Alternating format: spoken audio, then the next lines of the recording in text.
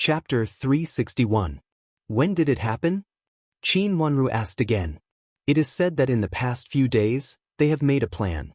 It is said that the woman is Madame D's cousin. She is a distant relative of Duke Yong's mansion. She should have married early, but it is said that it was delayed because of some things. She is a very good-looking old girl. This news was really amazing. No one expected that Madame D would agree. Did father say anything?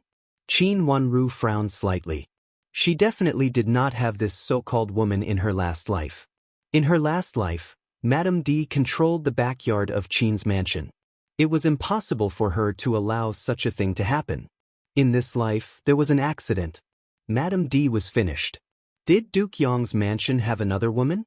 Since the secret seduction didn't work, they sent her to the mansion openly. The general should have agreed.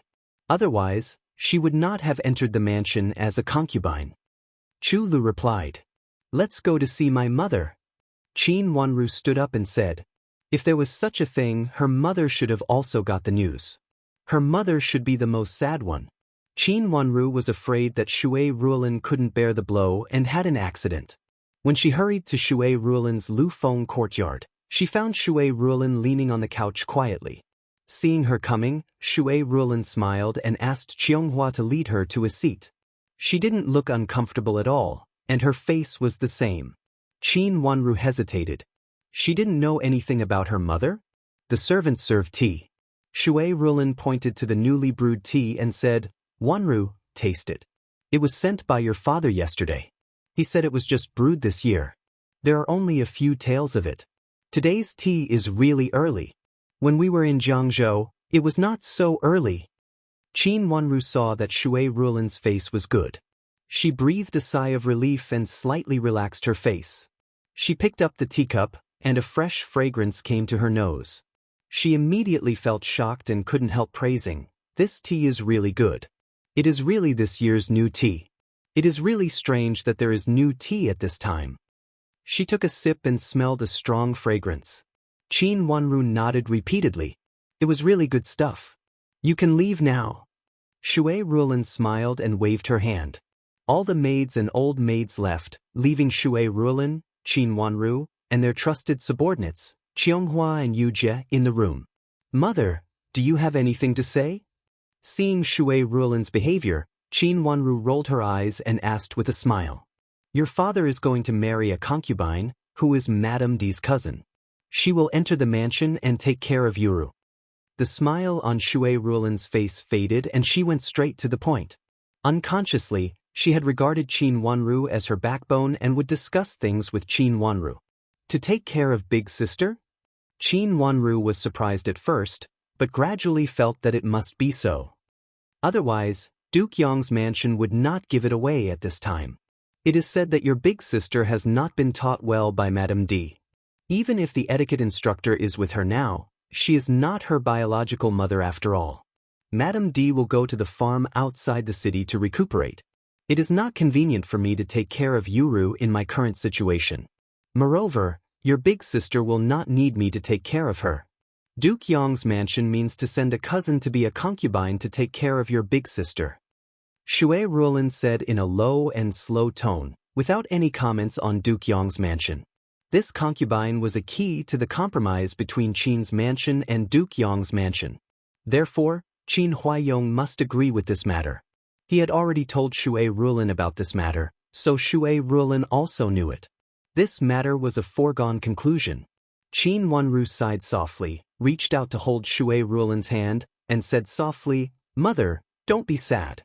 Since she is only here to take care of big sister, let her live in Aunt's place. It doesn't matter. Since she is a concubine and has the support of Duke Yong's mansion, if I forcibly detain her, I will only be criticized by them. It is better to arrange a place for her and let her live well. As for your father, he can go wherever he wants, and I can't force him. Shui Ruolin's voice lowered, and her eyes were a little hollow. After saying this, there was a trace of bitterness in the corner of her mouth. Having no background was Shui Ruolin's biggest weakness. Although she was just a concubine, her status seemed to be higher than Shui Ruolin's. Moreover, she had Duke Yong's mansion behind her. Since she came in under the guise of taking care of Qin Yuru, it was naturally more important. This so-called concubine did not come with good intentions, but neither Shui Rulin nor Qin Wanru could think of a reason to refuse. Status? A trace of coldness and sharpness flashed in Qin Wanru's eyes. If others couldn't give Shui Rulin an identity and a reliance, then she would give it to her. And she would not agree to be a concubine. Didn't Madame D want to make trouble? Let her make trouble. Forget it. I don't want to talk about this with you. I will tell you the truth, in case that you don't know anything when she comes in the future. Shui Rulin suddenly smiled gently and elegantly. She held Qin Wanru's hand backhandedly and said, "Wanru, be careful, especially Duke Xing's mansion. I always feel that you have something to do with Duke Xing's mansion, and in this way, Madame of Duke Xing does not really like you." Shui Rulin did not understand some of the cause and effect entanglement in this, but she felt that Madame of Duke Xing did not come with good intentions. It seemed that Madame of Duke Xing had been pretending to be one thing and doing another behind her back for a long time. No matter how she looked at it, it seemed that she had ulterior motives. Shui Rulin also knew about Nanny Xing's visit yesterday. After asking carefully, she felt that there were a lot of things involved. Originally, she had to tell Qin Huaiyong about this, but inexplicably, she felt that it was better to suppress this matter first. Therefore, when Qin Huaiyong told her about Duke Yong's mansion yesterday, she insisted on not mentioning it. If Qin Huaiyong knew about this in the future, she just needed to say that she forgot about it at that time. "Mother, rest assured. Madame of Duke Xing does not like me." Qin Wanru also told Shui Rulin the truth and said bluntly, in case Madame of Duke Xing said something to Shui Rulin in the future and made Shui Rulin misunderstand. "Wanru, be careful. If you need my help, you must tell me." Shui Rulin said with a bitter smile, "Although I don't have much ability, at least I won't let you be bullied by others." Mother, feeling Shui Rulin's sincerity, Qin Wanru gently bit her lip and said. After they finished talking about this, they chatted for a while. Seeing that Shui Rulin was a little tired, Qin Wanru got up and left. Seeing Qin Wanru leave, Shui Rulin leaned back and closed her eyes tightly, looking tired. Qianghua came over to make the cushion softer for her and said softly, "Madam, why don't you tell second miss that you are very sad?" "Sad? Actually, it's not much," Shui Rulin said in a soft and gloomy voice. "When I thought about marrying you, I had already thought about the current situation. This temperament can't be controlled by others. Then why did Madam agree to marry the general?" Qianghua said anxiously. "In that case, Madam D had plotted against me. If I didn't comply, there would be more twists and turns, and the situation would be worse. The final result would only benefit Madam D and make Mother and Wanru more sad. So it's not bad. At least I still have old Grandma Wanru and him." Shui Rulin reached out to touch her belly, and her face became more and more gentle. It didn't matter that her husband was unreliable. She still had a child in her belly. With this child, she could minimize the influence of her cousin, even if he married again. Shui Rulin was so calm because she was clear about this. Since there were some things that she could not control, she would just do her bit to help them. Coming out of Shui Rulin's courtyard, Qin Wanru had been frowning. After a few steps, she stood still and looked back at Shui Rulin's courtyard. Her face became more and more serious. Her mother's behavior was very strange. It seemed that she shouldn't have such a calm expression. She grew up with her father. Although she had always been very obedient, the friendship since childhood had always been there. How could others compare with her? But now she inexplicably felt that Shui Rulin didn't seem to care so much about Qin Huaiyong. Did she know something? "Miss, where are we going now?" Yujia looked at the road under her feet and found it was not to Jifang Pavilion, so she asked. "Go to see Big Sister." Qin Wanru stepped forward and said indifferently. If there was one person who knew this matter clearly, it would be Qin Yuru. Since Madame D went to a faraway place, it might not be of much interest to others, but for Qin Yuru and Madame D herself, it meant a lot. Qin Wanru didn't believe that Madame D just surrendered and listened to everything. Duke Kang's mansion meant that Nanny Zhou and Madame D went out together last night and did something. And now it seemed that she needed to do something for the sake of this good concubine. Madame D should not be willing to be replaced by a good concubine, and Qin Wanru also did not want to let a good concubine in. On this point, Qin Wanru and Madame D had the same intention. When the matter between the two mansions became more serious, she would see if Duke Yong's mansion still had the face to send her into the mansion. Qin Yuru's courtyard was very quiet now. Seeing Qin Wanru coming, the servant girls and old maids immediately saluted and no longer looked down on her like before. The curtain at the door of the room was raised high. Qin Yuru sat in the middle and looked at Qin Wanru coldly. Without Qin Huaiyong, Qin Yuru didn't want to pretend to be close to her sister. Seeing Qin Wanru coming in, she snorted coldly and ignored her. Qin Wanru didn't take it seriously. She stepped forward and saluted sideways. Without waiting for Qin Yuru to say anything, she sat down on the chair on the side generously, as if this was not Qin Yuru's room but hers. Qin Yuru was very angry at Qin Wanru's uninvited behavior and didn't treat herself as a guest. Her eyes were full of anger. She tilted her head to look at Qin Wanru but didn't say anything. The servant girl served tea and left quietly. The room was very quiet, so quiet that people could hear each other's breathing. Qin Yuru frowned in disgust and said indifferently, "Second sister, what are you doing here? Could it be that you're here to see if I've been hurt by you?" Qin Wanru's eyes fell on Qin Yuru's face and she smiled slightly. It seemed that she was in a very good mood, but this expression made Qin Yuru feel even more annoyed. Chapter 362. Qin Wanru, there are no outsiders here now, so you don't have to act. You broke my bracelet that day because you couldn't bear to see my bracelet was given by old Madam of Duke Xing's mansion. Qin Yuru sneered. There was indeed no one else in the room, except for Qin Yuru and Qin Wanru, and their confidants. Others might not know, but how could they not know? The two masters were like fire and water, and everything they did in front of others was just a show. However, although they were all confidants, their confidant maids were different.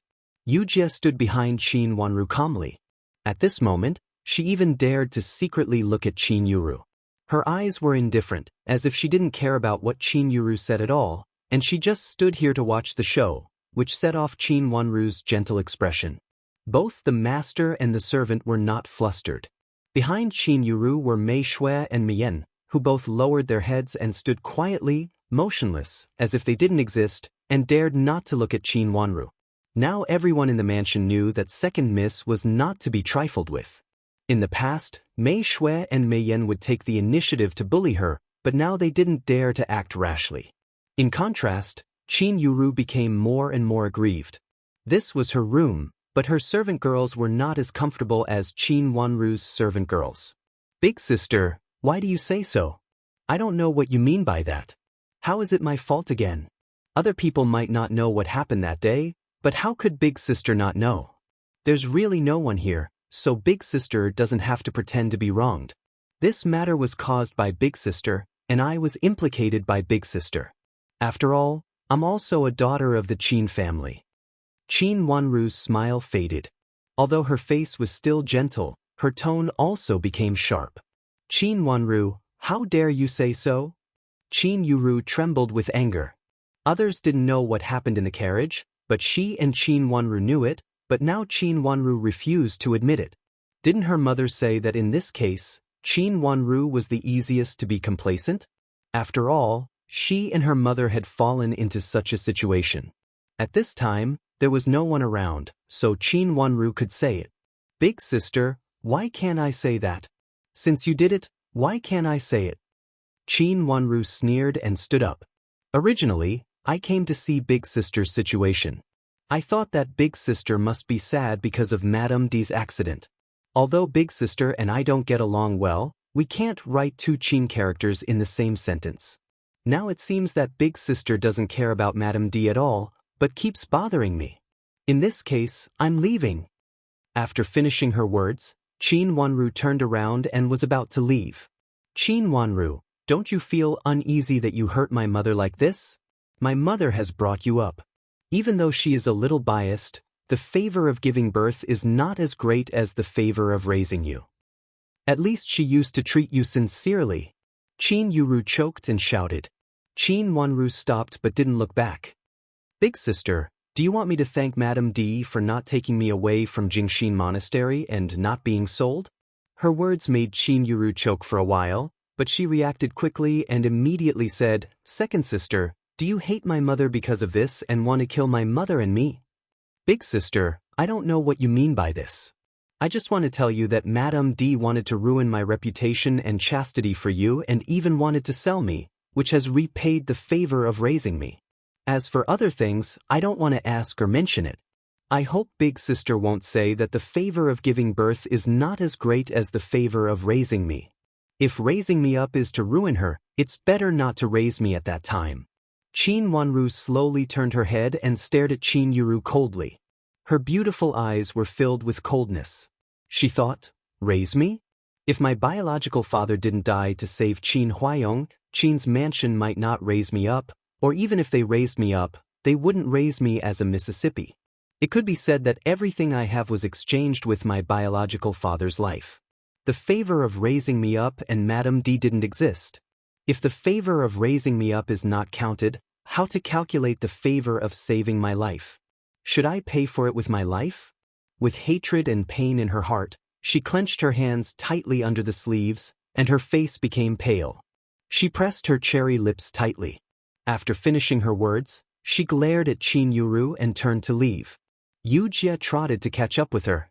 It was totally a look that she was wronged by Qin Yuru and left in anger. Qin Yuru stamped her feet with hatred. Looking at the direction where Qin Wanru left, she gritted her teeth angrily. Qin Wanru was so tight-lipped that she didn't reveal a word. First miss, you said that second miss deliberately broke your bracelets, but second miss just said that you broke them yourself. Nanny Huang came out from behind the screen, looked at Qin Wanru's back, and said thoughtfully, Nanny Huang, believe me.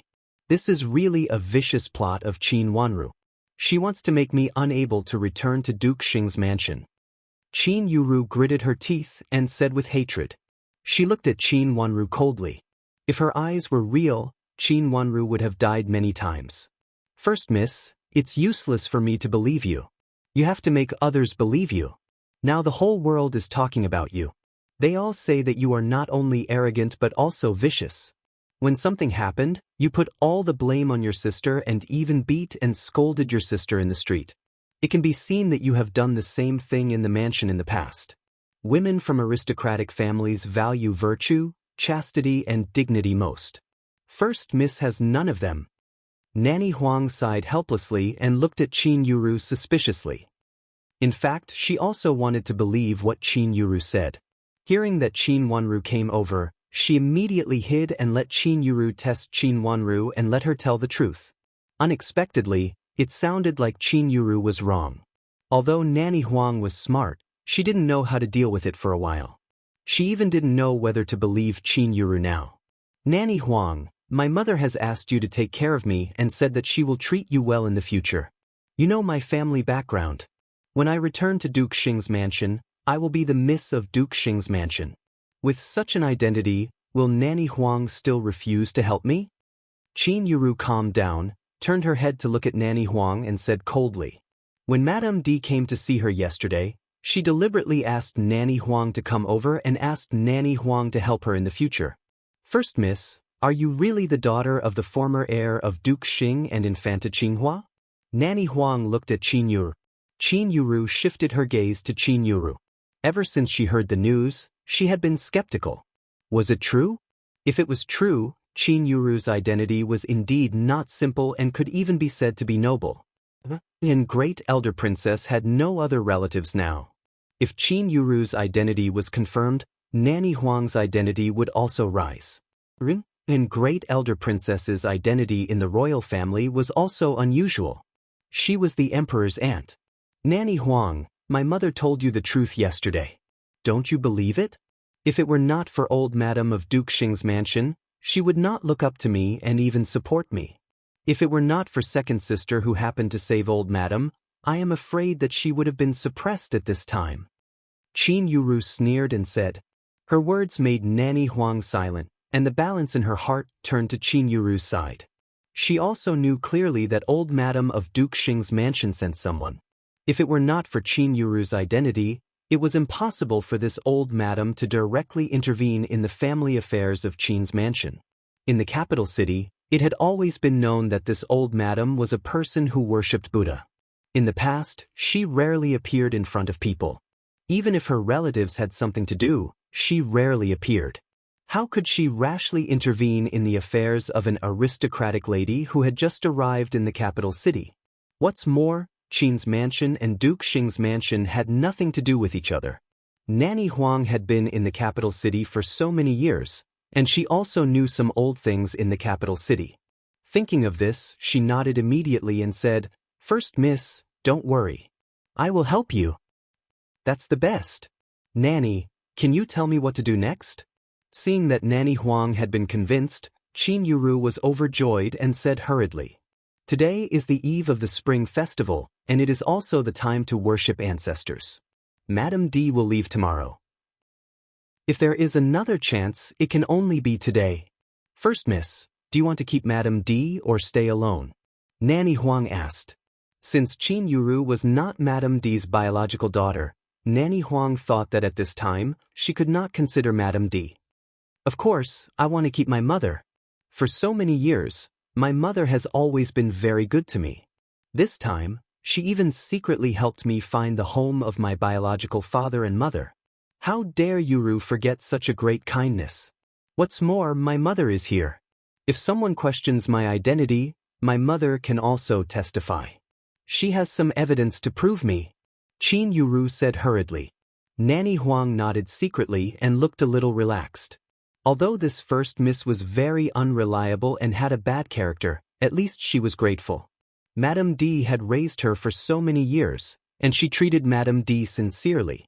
It seemed that after Nanny Huang helped her, she would also be grateful. "First, miss, since you think so, it is also possible. Regarding Madame D's matter, although the general doesn't like Madame D and wants Madame D to leave, second miss and Madame Shui are the ones who dislike Madame D the most, right?" Nanny Huang said carefully. "Yes, they have always been unable to tolerate my mother and me." Qin Yuru nodded repeatedly. At this time, if something happens to Madame D and Madame Shui, and it is Madame D who is in trouble, it is impossible for the general to drive Madame D away immediately no matter how cruel he is. Nanny Huang thought for a while and said, "Nanny Huang, do you mean that my mother can quarrel with Shui Rulin and then really get sick?" Qin Yuru asked with her eyes wide open. "No, you can't pretend to be sick. The general won't believe it.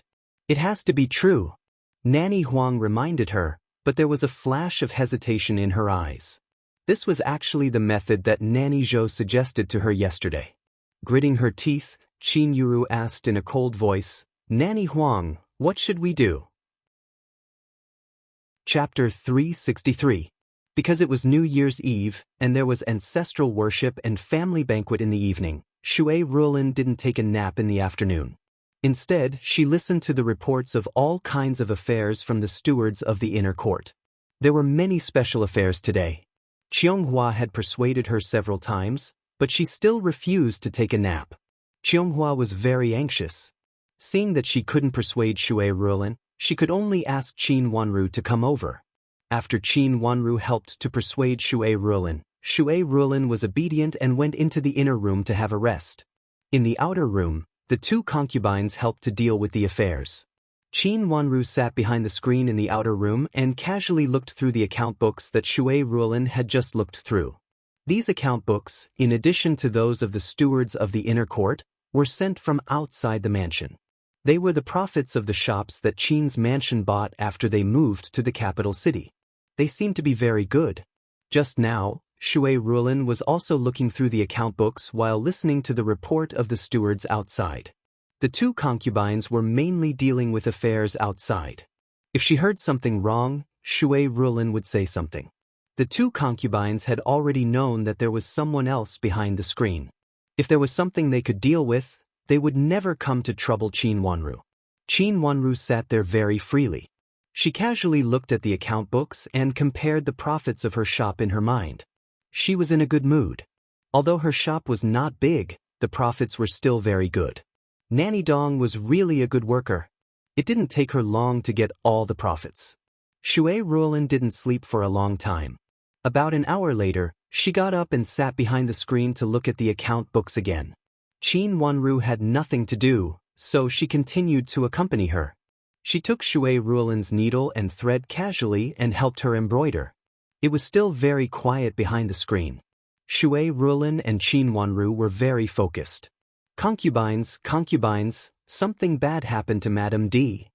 An old maid ran in a panic. Qin Wanru put down the needle and thread in her hand and looked outside through the screen. She couldn't see clearly, but faintly saw that there was more than one old maid coming. She silently raised the corner of her mouth. As expected, Madame D would not leave so willingly. If she didn't want to leave, she could only make trouble. This kind of thing would make Madame D seem to be at a disadvantage. In the whole mansion, only Shui Ruolin could make Madame D suffer losses and care about it.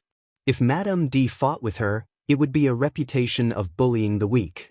If Madame D fought with Grandma would not take care of things now. It was Shui Ruolin who was in charge, so it should be Shui Ruolin who could confront her. Qin Wanru didn't leave in a hurry just now because she had guessed that there would be such a scene. But she didn't know what Madame D would do. Would she be cruel to herself? Madame of the mansion was the person. Madame D fought with Madame D of the mansion. Was Madame D would be Madame. Shui Ruolin Palace Union Palace year. Concubine Su asked. She and Concubine Dong looked at each other and dared not ignore any action of Madame D. They had lived under Madame D's control for so many years, so they naturally knew that Madame D was not easy to deal with. There is something wrong with the pastries Madame D ate this morning. She vomited and fainted. The supervisor old maid said with trembling legs. She reached out to pull an old maid beside her and said anxiously, just now, Nanny Zhou, Madame D's servant, went to the kitchen to ask about something. So I brought her here. But she said she didn't know why. Is she the old maid who makes pastries? Madame Dong asked with a frown. Yes, Nanny Zhou said she ate her pastries. But there are many people in the kitchen who eat and use the pastries. In fact, Madame D is not the only one. Why did Madame D get into trouble? The supervisor old maid said. Concubines, I really don't know anything. The pastries are good. I made them this morning. In the morning, Nanny Zhou came to take the pastries. I was busy at that time, so I asked her to take them by herself. But I didn't expect that. It has nothing to do with me, the old maid who made the pastries complained. Shui Ruolin and Qin Wanru looked at each other and coughed in a low voice. The sound outside became soft. They knew that Madame Shui inside was going to say something. Have you invited a doctor? Shui Ruolin asked softly. Yes, the supervisor old maid in the kitchen said. The old maid supervisor in the kitchen said.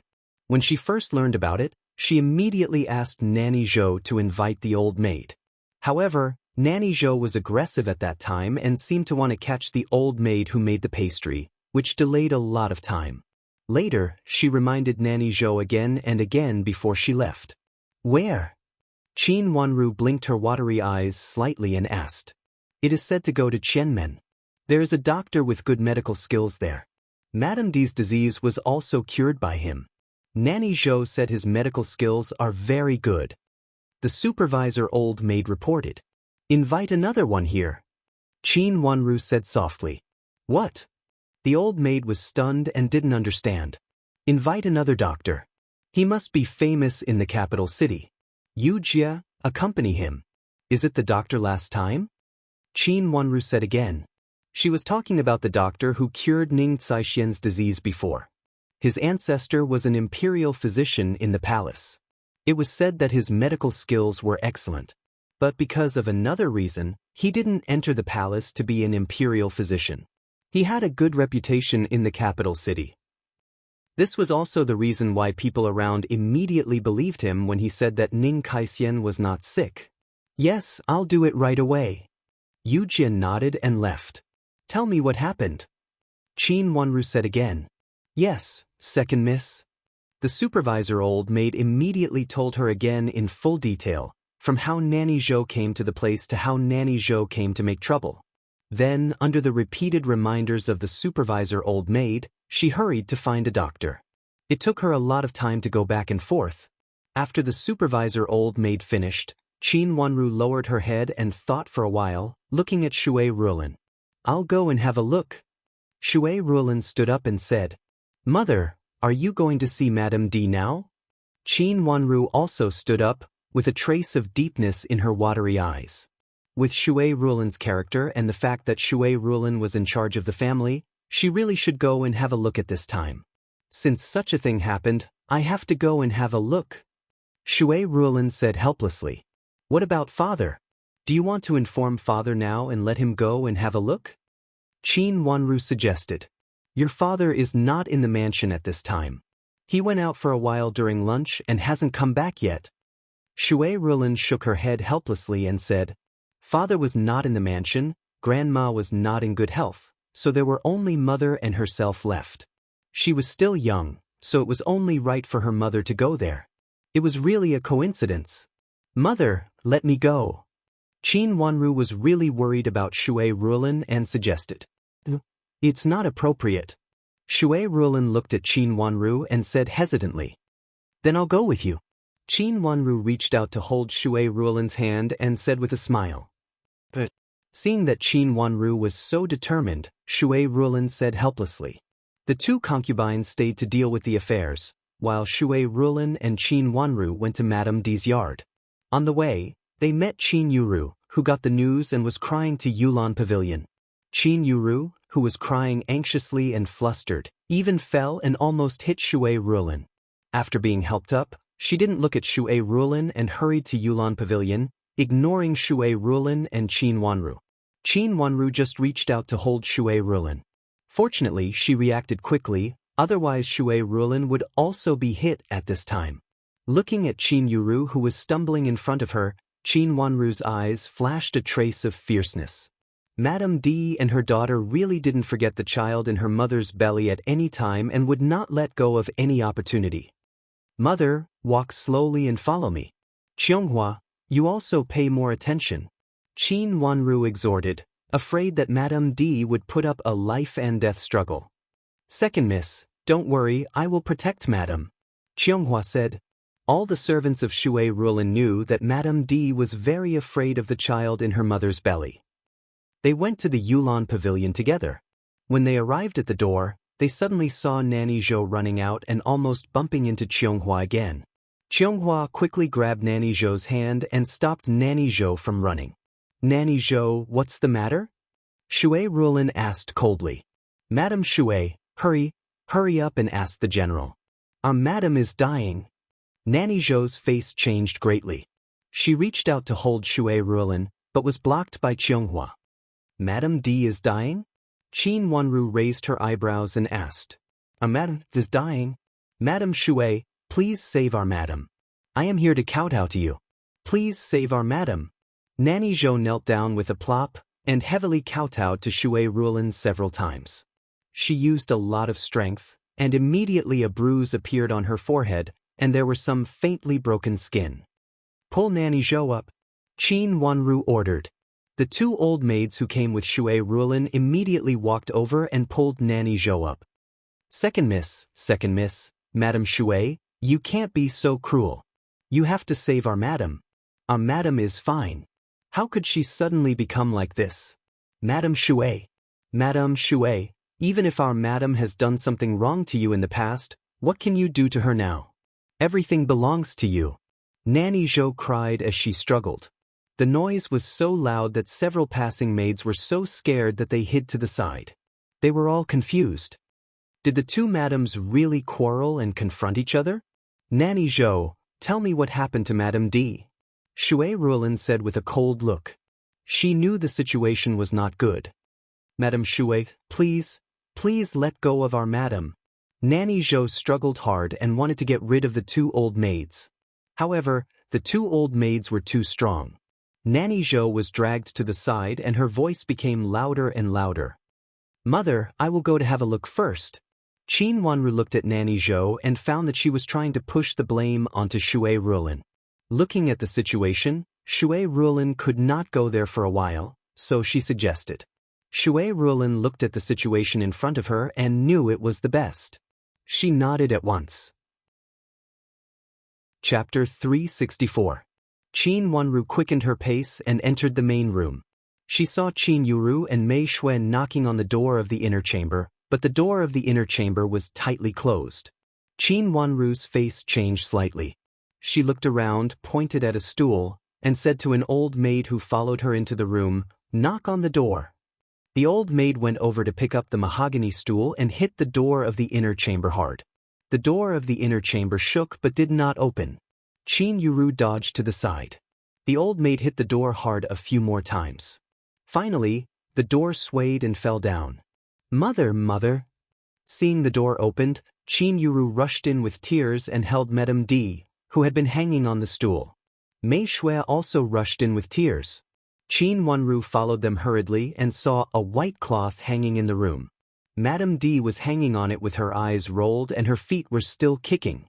There was an overturned stool below. Qin Yuru cried and held Madame D's leg.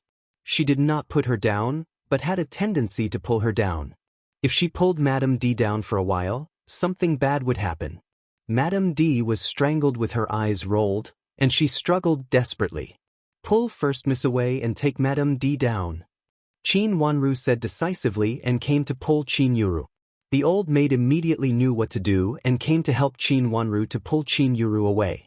After Qin Yuru's hands were pulled away, she was about to reach out to hold Madame D, but heard Qin Wanru said coldly, "Big sister, if you don't want Madame D to live and want another mother, pull Madame D's leg hard."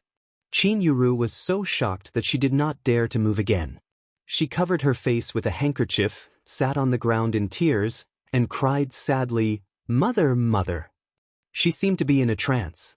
Mei Shui hurried to help her, but Qin Yuru had no strength at this time. She just sat on the ground and could not get up, crying uncontrollably. At this time, Qin Wanru did not care about Qin Yuli. After the old maid carried Madame D down, she put her on the ground. Qin Wanru came over and reached out to press Madame D's chest hard. Then she relaxed, pressed and relaxed again. Madame D's condition was very bad. She could not even speak at this moment. She could only make a sound in her throat, but she did not know what to say. Qin Yuru's hug just now was very strong. In just a short time, Qin Yuru's hug almost killed Madame D. Qin Wanru saw it clearly. When she just came in, Madame D should have just hung it up. Madame D couldn't be so serious when the door was knocked open for such a short time. She pressed, relaxed, pressed again and relaxed again. Finally, Madame D's breathing became smooth. Although there were still sounds coming from her throat, it was because her throat was hurt. Qin Wanru wiped the sweat on her forehead and looked at Qin Yuru, who was sitting on the ground paralyzed and seemed to be unable to get up. Qin Wanru sneered in her heart.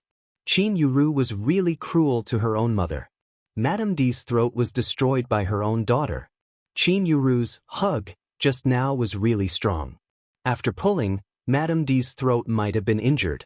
If it was just a slow strangulation, it was basically impossible for her throat to be so seriously injured. For her own wealth, Qin Yuru was really willing to sacrifice anything. Madame D wanted to put on a show, but unexpectedly she was hurt by her own daughter. It was karma. "Mother, mother, are you okay? Are you okay?" Qin Yuru crawled a few steps and knelt in front of Madame D. She hugged Madame D and cried loudly. "Madam, madam, why do you take it so hard? Although Madame Shui didn't give you a way out, you will leave tomorrow. After that, you just need to take good care of yourself." Nanny Zhou rushed in from outside, crying and said loudly while crying, "Mother, mother, how could you be forced to such an extent? I don't know. I don't know. If I know, I will go with you. Since we are not allowed to stay here, then we will."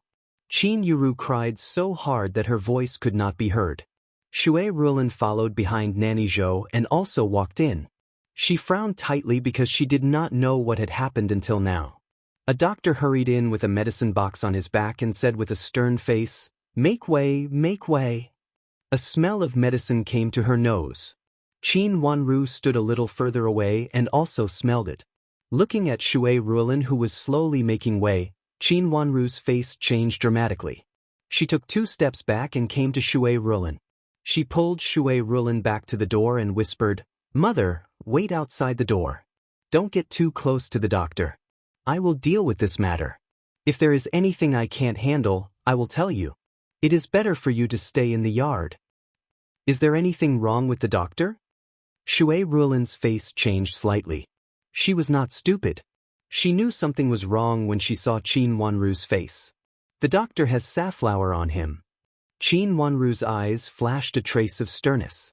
If Madame D or Qin Yuru had safflower on them, it was not something that could be explained. But if the first madam had safflower, it was not a strange thing.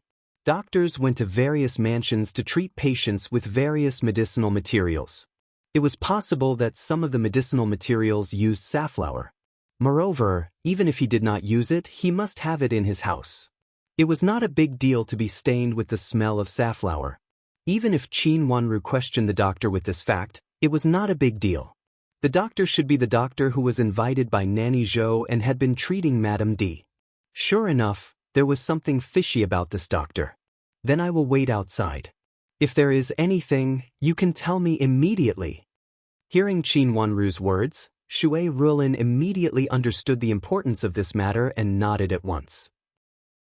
Several servant girls and old maids stood in the yard to protect Shui Rulin, and Qin Wanru entered the room again.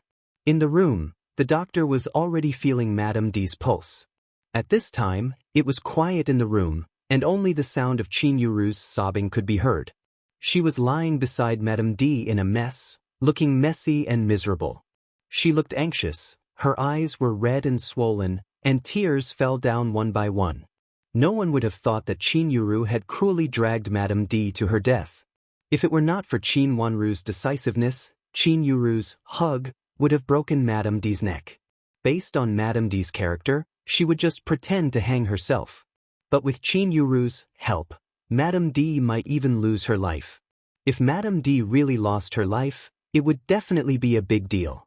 Even if Madame D had done so many vicious things before, Shui Rulin had no right to kill Madame D. Forcing the legal wife to die was enough to make Shui Rulin go to court. And the child in her belly would also end up with a bad reputation and a bad marriage, and even have no chance to be born. She really inherited Madame D's vicious heart and used her biological mother's life for her own benefit. There was no doubt that in that case, Qin Yuru, as the daughter of the victim, was the only one who benefited. This madam was poisoned before, and now, she is like this again. I am afraid that she can't recover. The doctor finally put down one of Madame D's hands and sighed. "Mother!" Qin Yuru cried and was about to rush to Madame D again. "Big sister, if you don't want Madame D to recover, you can rush to her again." Just now, Big Sister hugged Madame D, and Madame D almost lost her life. Qin Wanru reminded her coldly. Hearing her words, Qin Yuru did not dare to rush to Madame D again. She also knew that if she rushed harder at this time and made her mother breathless, it would arouse everyone's suspicion. "Mother, mother!" At that moment, she did not dare to move again. She only held Madame D's hand and cried pitifully. Was Madame D poisoned before? Qin Wanru looked at the doctor and asked calmly. Yes, she was poisoned and vomited badly. I heard that it had something to do with another madam in the mansion. Madame D could not bear it, so she committed suicide. She was a legal wife, but she was forced to be like this. It's really pitiful. The doctor shook his head and sighed as he sorted out the medicine box, seeming to feel pity for Madame D. Doctor, what do you mean? Qin Wanru's face changed slightly. Qin Wanru gave a hint to an old maid, and the old maid immediately stepped forward to stop the doctor. Doctor, are you not going to treat Madame D? Didn't you say that she was poisoned? Qin Wanru sneered. I have taken detoxification pills before, and this madam vomited a lot of poison. It's not very serious. It may have something to do with this madam's physique. If I had taken more detoxification pills at that time, I'm afraid that she would not have to hang herself. There's no need to hang yourself, said the doctor. Has the poison been detoxified? Qin Wanru asked calmly. Yes. Although the poison was poisonous, it was restrained by this madam's body. She vomited a lot, but it's not very serious. After taking the detoxification pills, The remaining poison in her body should be detoxified. Now she should take good care of herself. If not, I'm afraid she could only be like this for the rest of her life. The first madam looked more and more pitiful. There is no poison in her body anymore? Qin Wanru continued to ask. It should be gone. Even if there is not much. The doctor answered affirmatively.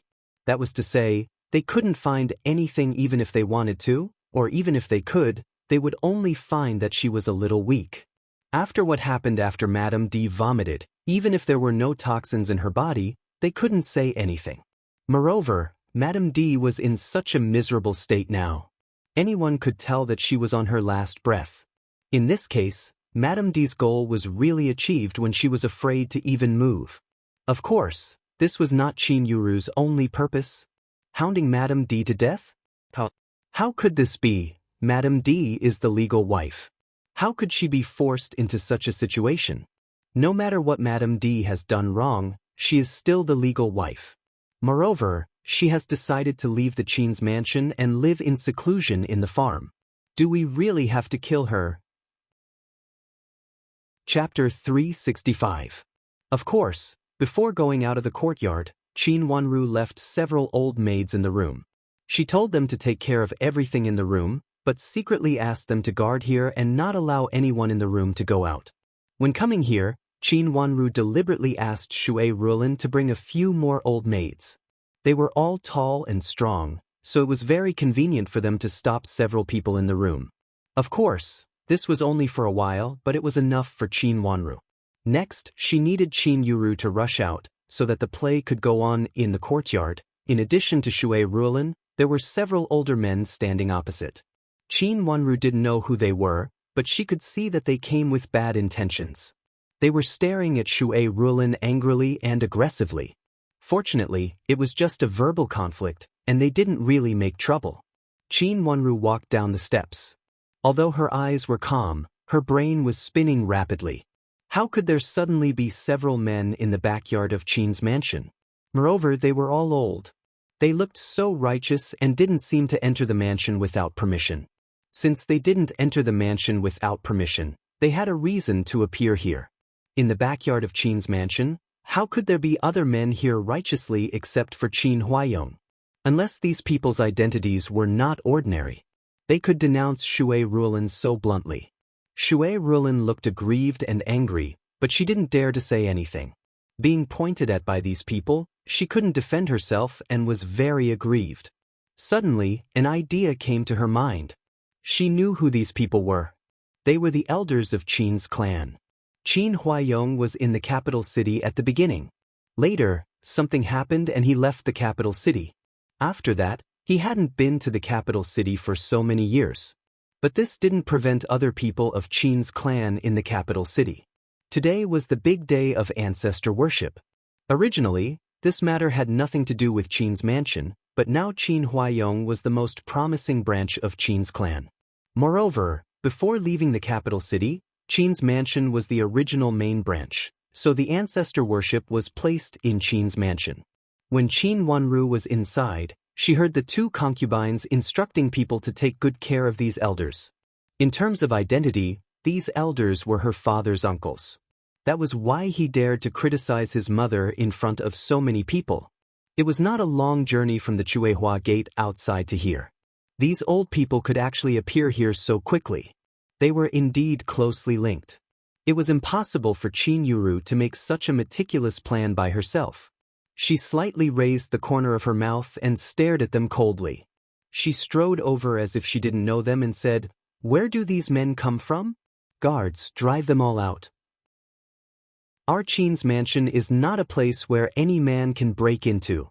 Hearing Qin Wanru's words, a few old maids who didn't know these people came over to push them out. These old maids actually wanted to beat them up, but Shui Rulin didn't say anything, so they could only endure it. Seeing their madam being scolded for no reason, they were very angry. "How dare you? I am your father's uncle." An elder was pushed hard by the old woman and almost fell down. He was so angry that he glared at her. "My father's uncle?" Qin Wanru looked them up and down a few times and waved her hand. Several old maids stepped back. Yes, I am your father's second uncle. I also taught him for a period of time. Second granduncle coughed heavily, raised his head and snorted. I am your father's third uncle. I am your father's fourth uncle. In fact, they didn't know Qin Wanru. But when they saw Qin Wanru come over, Shui Ruolin's servant girls all called her second miss. They immediately understood Qin Wanru's identity. At this time, they all wanted to suppress Qin Wanru with their identities. After reporting their identities, they all raised their heads and waited for Qin Wanru to come over to greet and apologize. It turns out to be several granduncles. Qin Wanru smiled slightly. Second granduncle squinted at her and sneered without saying a word. As he had said, she was just a little girl. How powerful could she be? Even Shui Ruolin was frightened by them. What could a little girl do? But even if you are several granduncles, you can't wrongly accuse my mother.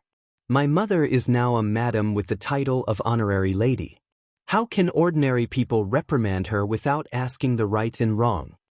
Qin Wanru's face suddenly darkened and her voice became sharp. Your mother is not upright.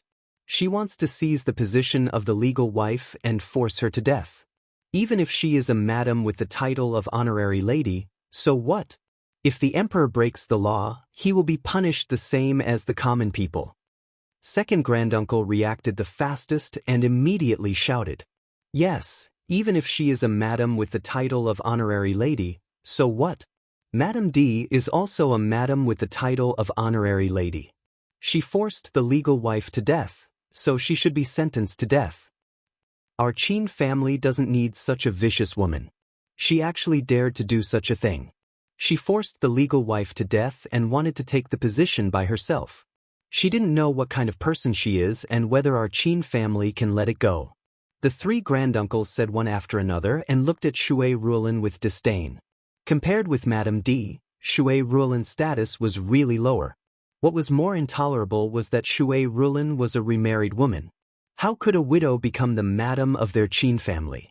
This made the Qin family feel ashamed. Listening to the words of these granduncles, Qin Wanru's eyes became colder. Qin Yuru acted quickly and contacted the clan elders who came to worship today. She wanted to use this matter to suppress her mother.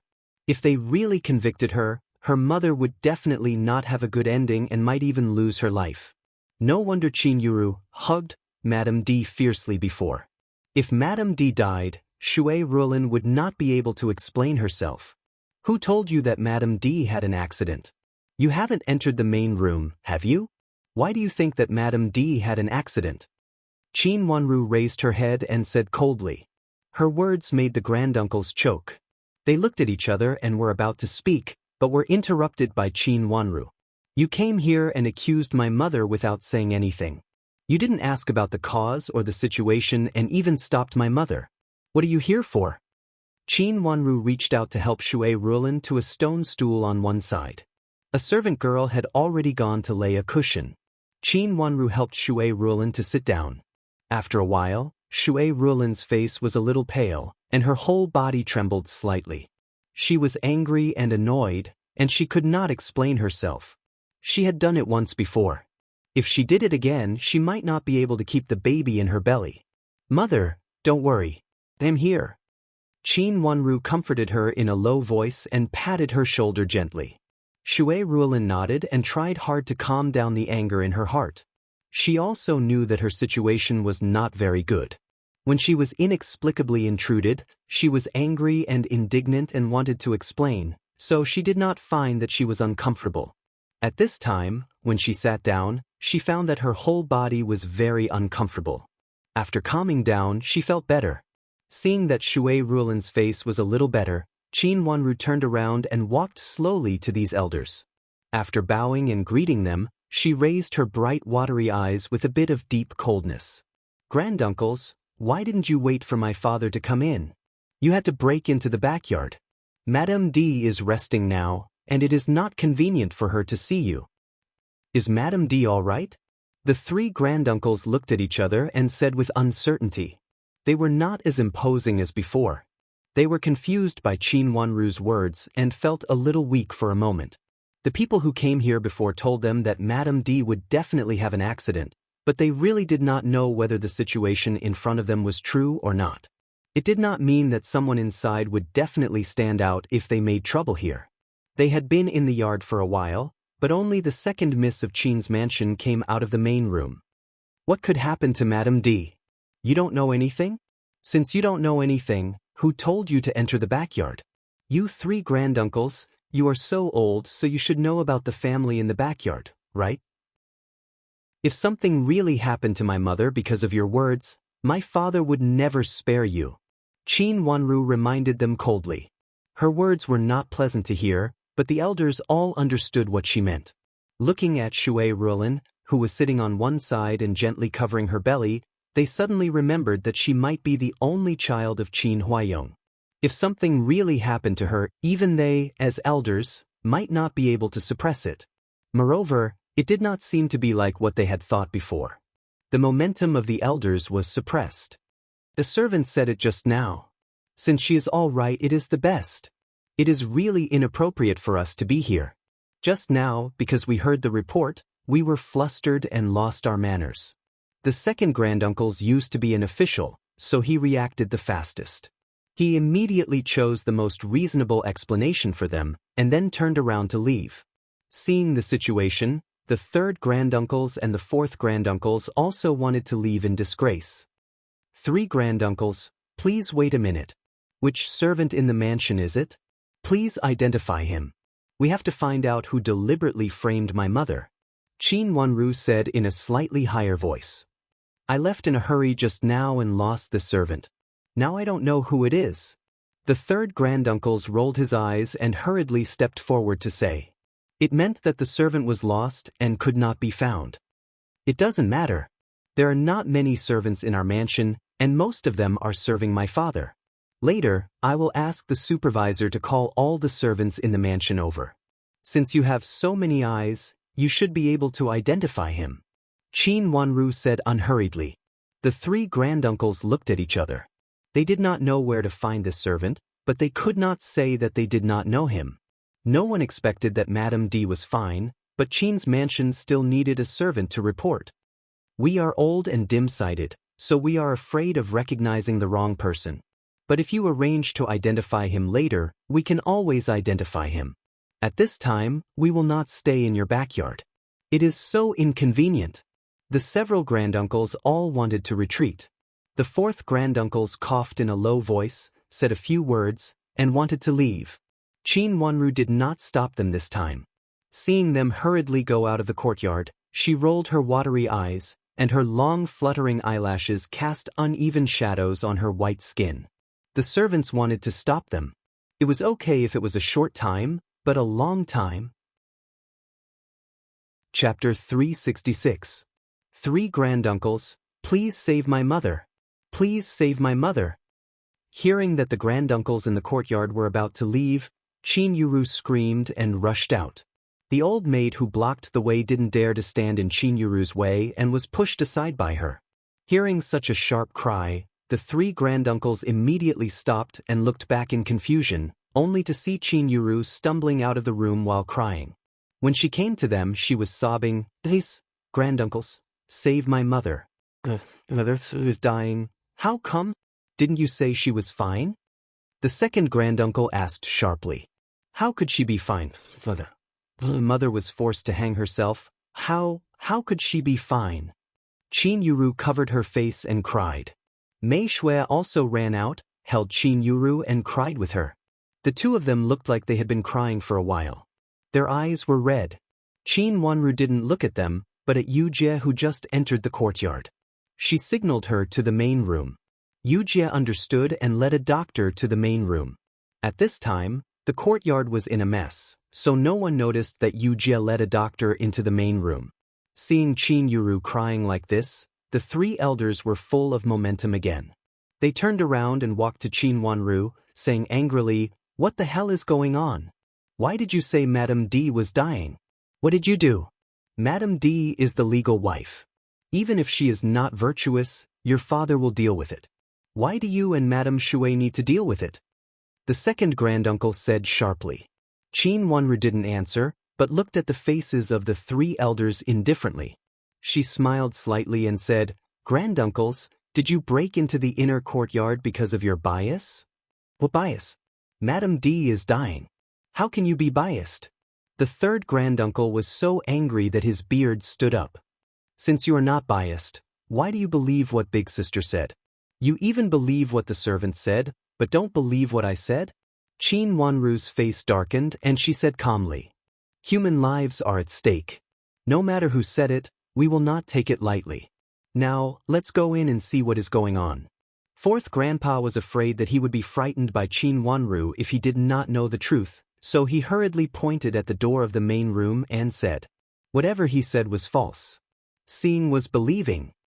"Yes, let's go and take a look." Second granduncle agreed.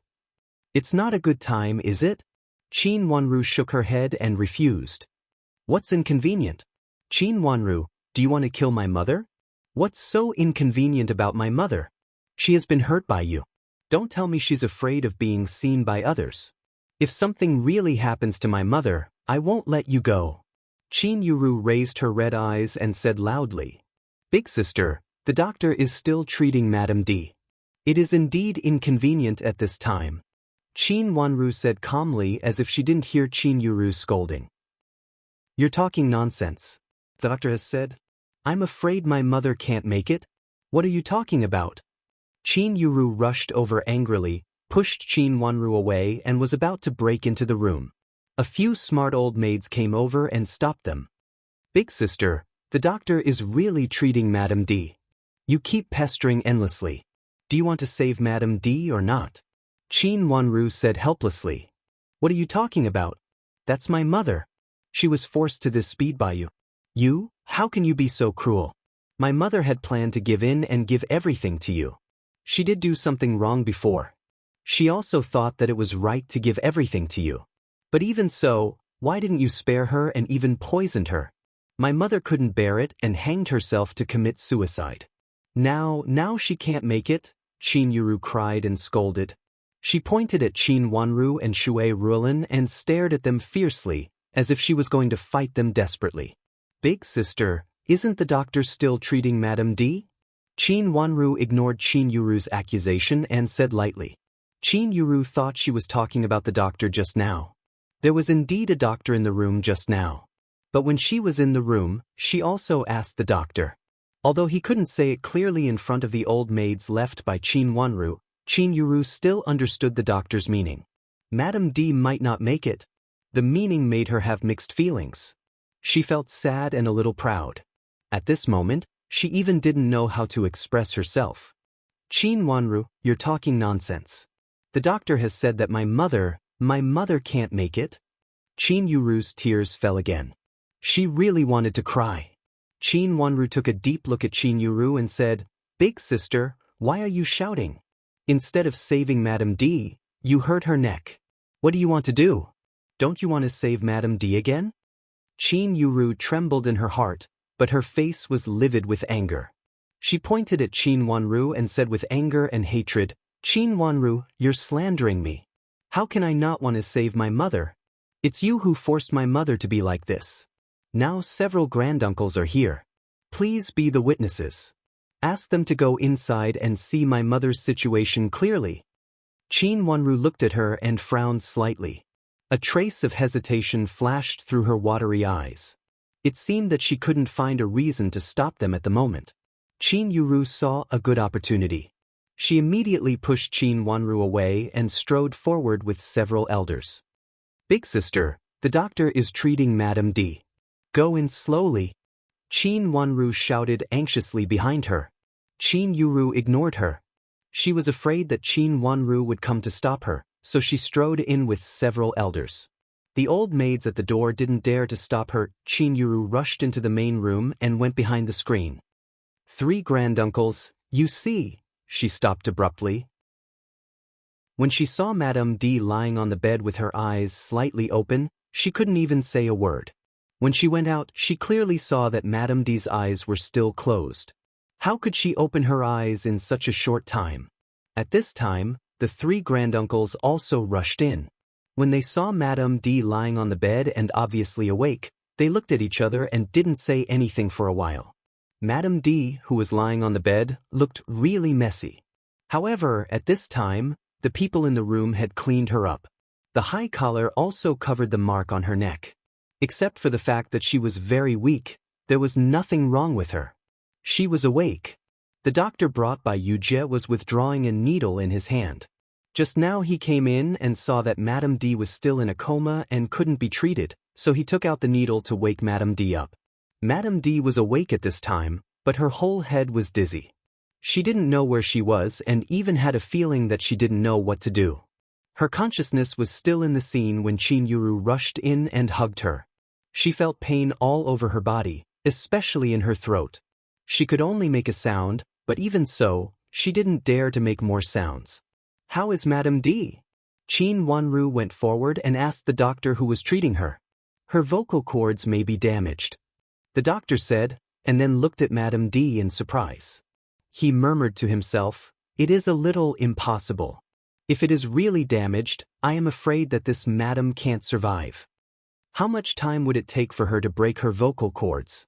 After such a long time, it was still possible to save her life. The doctor also felt strange. It was not damaged slowly by the rope. My big sister rushed in, hugged Madam D and pulled her down hard.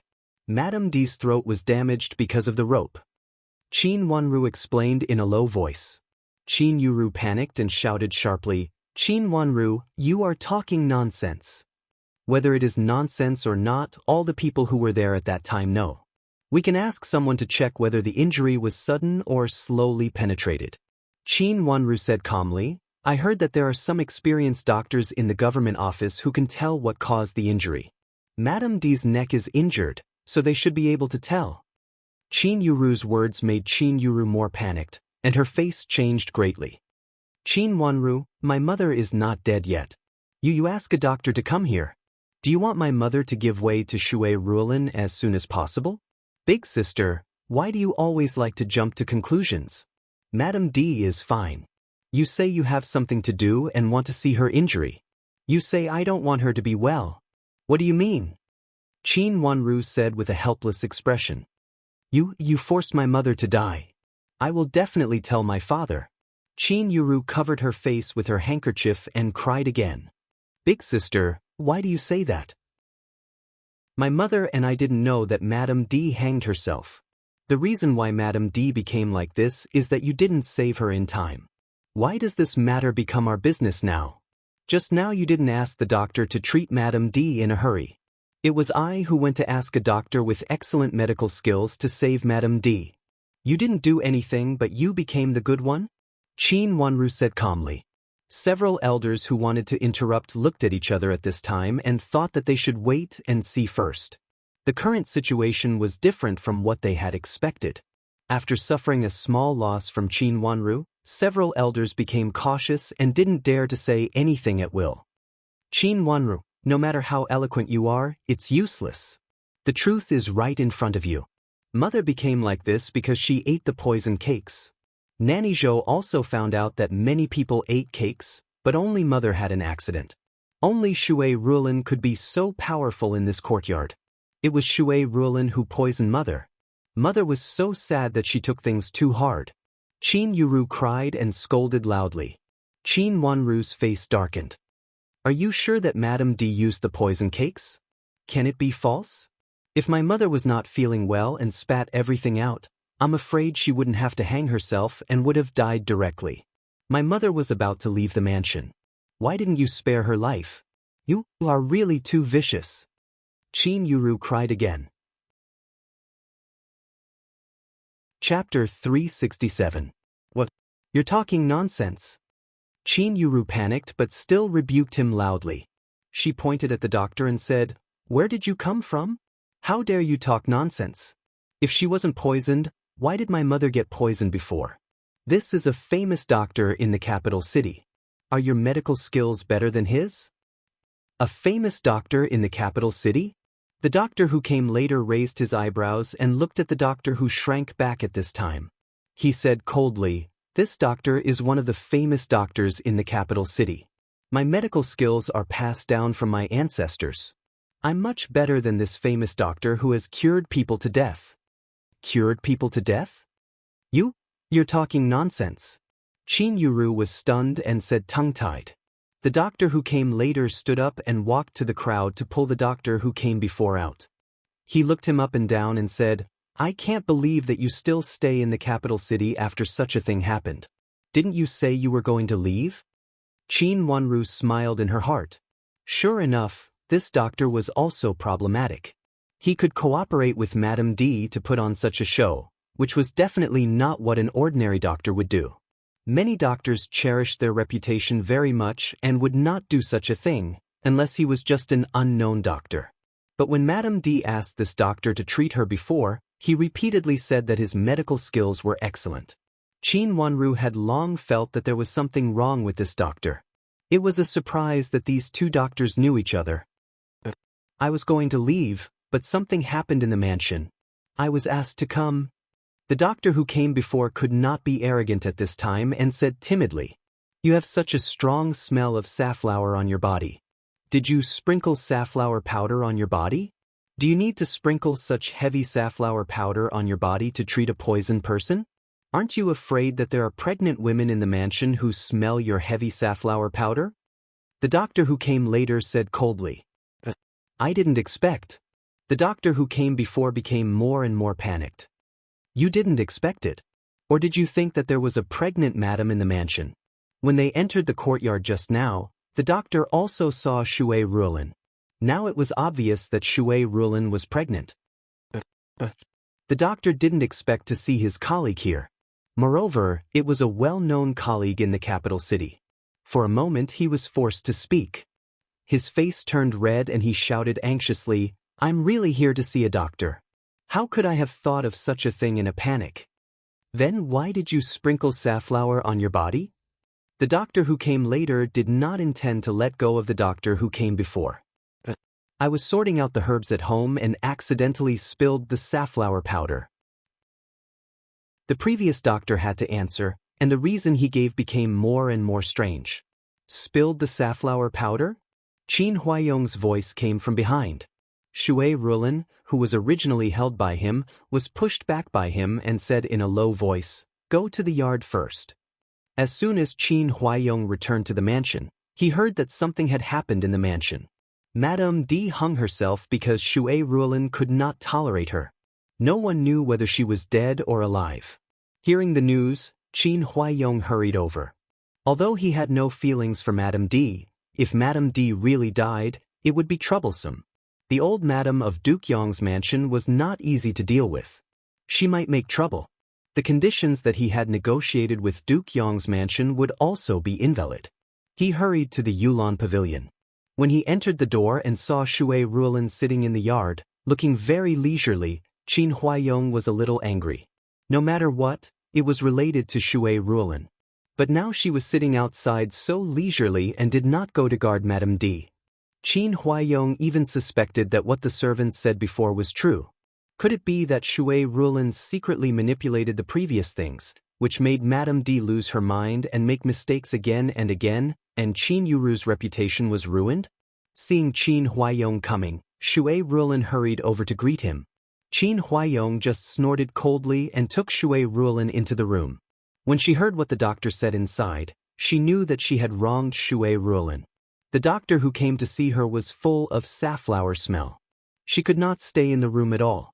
Shui Ruolin looked up at Qin Huayong and reached out to touch her belly gently. Her eyes became dim. Hearing Qin Huayong asked her to leave, she glanced at him, nodded and turned to leave. Madam, let's go sit somewhere. Qianghua whispered. Shui Ruolin took a deep breath and suppressed the pain in her heart. She reached out to touch her belly gently and went to the stone stool where she sat before. Even if she had nothing, she still had a child. She suppressed the complicated feelings in her heart and tried to calm herself down and not be disturbed by external things. Wanu was right. She could not let her child be lost. For the sake of her child, she could think of everything. Father, Mother can't hold on anymore. You come at the right time. Come and see Mother. Why does she want to commit suicide? Seeing Qin Huayong coming, Qin Yuru rushed to him, grabbed his clothes and burst into tears. She cried so hard that her voice was a little hoarse. Her eyes were red and swollen, and even her hair was messy. She looked extremely pitiful. Qin Huaiyong had never seen Qin Yuru like this. He felt a little sorry for her, so he followed her and pulled Madame D to him. Qin Wanru's eyes fell on Qin Huaiyong's face. She felt a flash of heartache. Her long eyelashes fell slowly, and her eyes were almost calm. Then she looked up slowly and her eyes were calm. Seeing Qin Huaiyong coming, Madame D finally moved a little. She reached out to press her chest, as if she wanted to say something. However, she could only make a painful hee-hee sound in her throat. She couldn't say a complete word. "Mother!" Qin Yuru put down Qin Huaiyong and rushed to Madame D. But when she was about to fall on Madame D, she carefully stopped and only reached out to hold Madame D's hand. She cried, "Mother, mother, if something really happened to you, what would Yuru do? How would Yuru live?" Looking at Qin Yuru who was in so much pain, Qin Wanru sneered in her heart. Qin Yuru was really good at pretending. It was Qin Yuru who wanted to kill Madame D, but now she pretended to be like this. It made people think that as a daughter, she loved her mother deeply and would never do such a thing. "How are you?" Seeing Madame D in such a miserable state, Qin Huaiyong's face became a little gentle and he asked. Madame D broke free from Qin Yuru's hand and reached out to hold Qin Huaiyong. She cried and wrote a few words on his palm. Qin Wanru saw clearly that the words she wrote were Shui Ruolin. At this time, Madame D still did not forget to frame Shui Ruolin. Qin Wanru sneered in her heart. This plot should be set by Madame D herself. Whether it was poisoning or the doctor outside, it was Madame D's idea. Madame D heard that Qin Wanru and her mother came here, so she hanged herself. It was impossible to hang someone in such a short time. According to Madame D's idea, she should directly pretend to faint. At that time, Qin Huaiyong could not send her out of the mansion at this time. Of course, several clan elders were bribed by Madame D early and asked them to testify against Shui Ruolin. When Qin Huaiyong came back, the matter had been settled. Being blamed by everyone, coupled with the doctor's deliberate red flower, Shui Ruolin was angry and annoyed, so it was easy for her to get into trouble. But at this time, even if something happened, it could not be blamed on Madame D. She had been fainting, which had already let her stay out of the matter. As expected, it was a very vicious chess piece. Qin Wanru could even be sure that it was not only Madame D who set up the plot, but also Duke Yong's mansion. Madame D, who had just been released for a day, could not set up such a big plot so quickly. But she did not expect that Qin Yuru actually wanted her to get more benefits by killing her. Madame D was dead. Even if Shui Ruolin was really innocent, it would be difficult to settle this matter. It was bound to be a lose-lose result, or even worse. "Father, it was Madame Shui who poisoned me first. Mother couldn't bear it and wanted to die first." Qin Yuru cried. Qin Wanru took a step forward and bowed to Qin Huaiyong very calmly. "Father, just now the doctor checked and found that Madame D was not poisoned at all. The so-called poisoning was said by Nanny Zhou, and no one else knew it at all. As for the doctor, he came into the mansion with red flowers sprinkled on his body. Father, please find out the source of the red flower on his body." As for the 3 clan elders, Qin Wanru did not mention them. They were also old and shrewd. She had scared them once before, so this time they would not act rashly. They were the kind of people who would not act rashly until they saw the rabbit. As long as she had the upper hand here, these clan elders would not step in rashly. "Not poisoned?" Qin Huaiyong frowned. Madame D shook Qin Huaiyong's head hard. Her tears fell down one by one, and she looked very pitiful. "Qin Wanru, you are slandering me." Qin Yuru was difficult to talk to. She pointed at Qin Wanru and scolded her while crying. "Father, if you don't believe me, you can have someone investigate," Qin Wanru said unhurriedly. Madame D was so vicious to others, but she couldn't do it to herself. "She has vomited it. How can we check it?" Qin Yuru said sharply. "She vomited it. Where did she throw it?" Qin Wanru continued to ask calmly. Nanny Zhou answered hurriedly, "Madame vomited it before. After I cleaned her up, I poured it in and rinsed it with water. So there was no trace left." Hearing Nanny Zhou's words, Qin Yuru breathed a sigh of relief and felt proud. She knew that Nanny Zhou, who had been the confidant of her mother for so many years, would not leave such an obvious loophole. Second sister, since it has been cleaned up, where and how can you find it? Qin Yuru sobbed, looking as if she had been greatly wronged. Her face was full of anger and indignation. All cleaned up? Qin Wanru ignored her and asked Nanny Zhou again. Yes, all cleaned up. The smell was so bad that I did not dare to stay. I cleaned it up early. Nanny Zhou nodded quickly. Early? When did you arrive? When Madame vomited it, I cleaned it up. Chapter 368. Nanny Zhou's question was too detailed, and Qin Wanru seemed to want to find out the stains at that time. But these didn't exist. Nanny Zhou was a little flustered. After thinking for a while, in order to cut off Qin Wanru's question, she said decisively on the spot, Second miss, I have dealt with it at that time. It happened suddenly. I saw Madame's look on a poisoned servant girl before, so I immediately guessed that Madame was poisoned. So I went to the kitchen and then to the doctor. So, you have dealt with it before the doctor came? Qin Wanru showed a faint smile on her face. Nanny Zhou had a bad intuition, but she didn't know what went wrong at the moment, so she was tongue-tied. Qin Wanru smiled coldly and turned her head. This time, she turned to the doctor who came first. I don't know what kind of detoxification pill the doctor used. Can I have a look?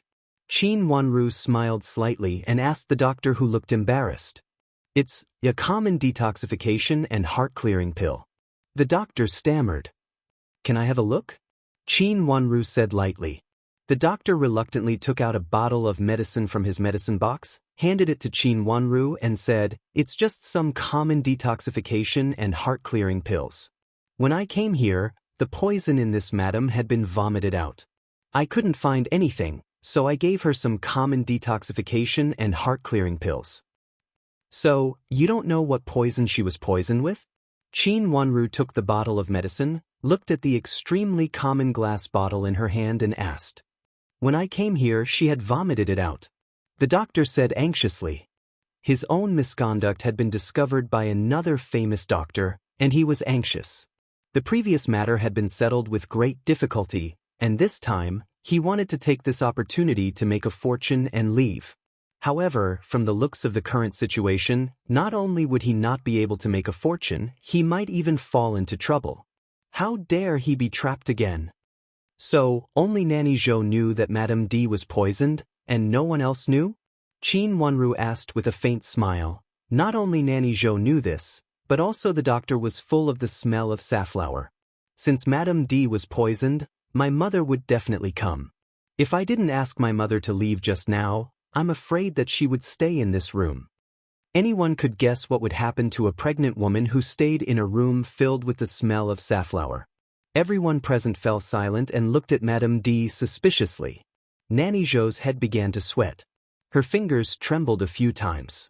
She hurriedly explained, Second miss, our madam really vomited at that time. Qin Wanru, what do you mean?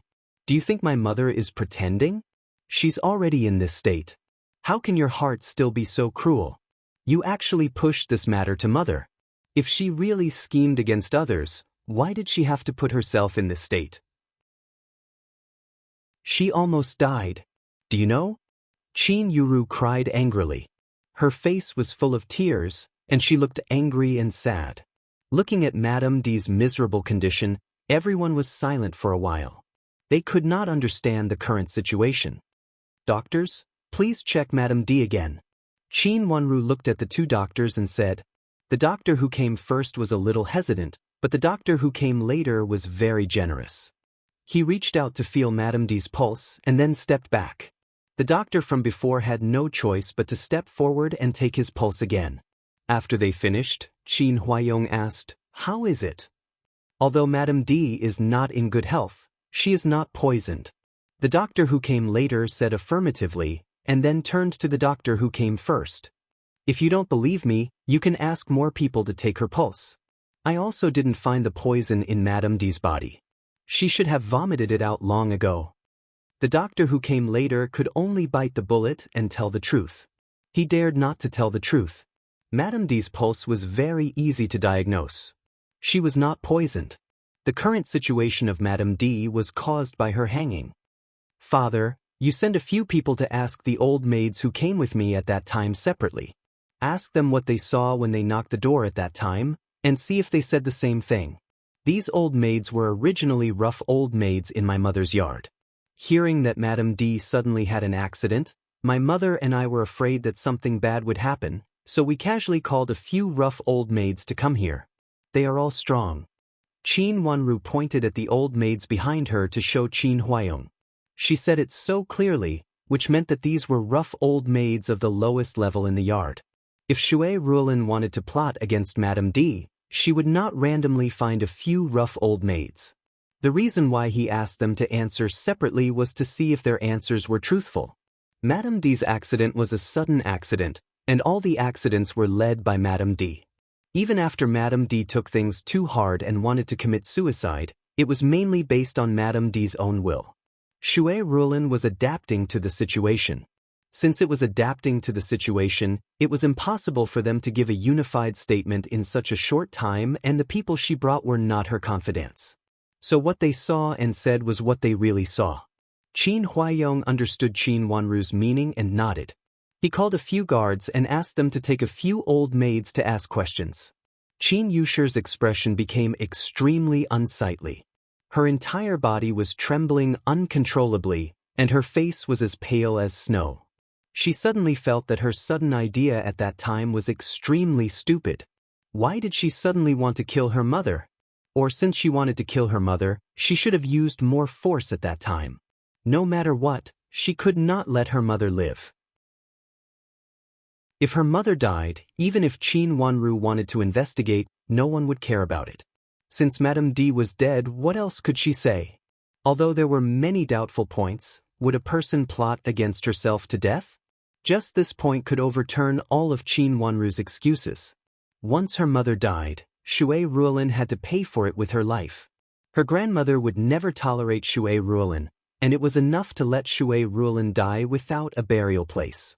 Qin Wanru was implicated by Shui Ruolin, and it was absolutely not good. Qin Wanru's mother had told her how much benefit she would get from Qin Wanru's death. Qin Wanru, how could my mother plot against anyone in her current condition? My mother doesn't know about the doctor. Who knows what happened to him? My mother was so sad that she even wanted to die. You actually didn't let her go. What's wrong with your heart? Qin Yuru was so angry that she almost broke her teeth, but she had to continue crying. She turned back and held Madame D's hand, crying so hard that she almost fainted. Madame D seemed to have heard something clearly. She hugged Qin Yuru and stared at her with hatred, as cold as a poisonous snake. Qin Wanru's eyes were very calm. She looked at Madame D and sighed slowly. Madame D, do you know why you are so seriously injured? Just now when Big Sister came in, she pulled you down fiercely. I pulled you down fiercely. Big Sister is really insensible. I know that pulling you down won't save you, but will kill you. She said these words very slowly, almost word by word. Madame D was in so much pain that her whole body was dizzy. She was in a daze about everything that had happened in the room before. She didn't know what had happened in the room. She only saw Qin Yuru's tearful face and felt very distressed. But this time, she heard Qin Wanru's words clearly. Her hand holding Qin Yuru trembled. She turned to look at Qin Yuru, and a trace of sadness slowly turned in the bottom of her eyes. Qin Wanru had never been very sensible. But how could Qin Yuru not know something that even she knew? For a moment, Madame D felt so distressed that her mind almost went blank. She could only stare at Qin Yuru blankly. Tears fell down one by one. She made two sounds in her throat, and her body went limp and fell silently. Madam, Nanny Zhou shouted anxiously. Mother. You can't leave your daughter, mother. Qin Yuru was frightened by Madame D's gaze just now, and only felt that her hands and feet were cold. Seeing that Madame D suddenly fainted, she breathed a sigh of relief. She hurriedly reached out to hold Madame D and cried. His mother would definitely forgive him. He was only doing this to make his mother's plan more perfect. His mother would definitely understand. Uncles, why did you come here? The room was in a mess, but Qin Huaiyong looked at several clan elders with a bit of a malicious look. I heard that something happened, so we came to have a look. Since nothing serious happened, we will leave. The clan elders were all smart people. They knew that Qin Huaiyong was angry and wanted to drive them away, so they immediately said with a smile. In this situation, there was nothing for them to do. Even if they stayed, it would be useless. This was clearly a fight in the inner yard of Qin's mansion, and Madame D was the defeated party. If they intervened, not only would they not get any benefits, but they would also make Qin Huaiyong hate them. Qin Huaiyong was now the leader of the Qin family, and other clansmen still needed Qin Huaiyong's help. Naturally, they dared not to use their seniority to suppress Qin Huaiyong and make him unhappy. Please. Qin Huaiyong stretched out his hand inexplicably, and the 3 clan elders hurriedly nodded and left. It was good enough that Qin Huaiyong did not investigate them. If he continued to investigate, they themselves would not be clean. Come on, take this doctor to find out the cause of safflower. Qin Huaiyong looked at the doctor before with an unknown meaning. A guard came out from the side, reached out to take the medicine box for the doctor, and said politely, "Please." Although he said politely, his expression was stern, and his eyes were cold. There was a bit of killing intent in his eyes. These guards who had been following Qin Huaiyong were the personal guards he brought from Jiangzhou. Different from ordinary guards, they had really been to the battlefield and killed people. Their killing intent could not be hidden even if they wanted to. With such a heavy killing intent, they smiled gently at the doctor. This kind of strange feeling made it seem that they were not sending the doctor home, but sending him to the road of death. Chapter 369. Now that he had spoken, the following matters were much simpler. The doctor confessed everything. Someone did come to ask him to be covered with safflower powder when he entered Qin's mansion, but this person was not Madame D's person. That person told him that when Nanny Zhou from Qin's mansion came to invite him, she asked him to treat Madame D. When he arrived there, he did everything according to Nanny Zhou's instructions. He treated Madame D a while ago, so he was familiar with Nanny Zhou. When he came to Madame D, he saw that Madame D was very weak, but there was no sign of poisoning. However, since Nanny Zhou said so, he gave her an ordinary antidote and admitted that she had been poisoned before. Who was that person? Qin Huaiyong asked with a livid face. I don't know him. He was just an ordinary person.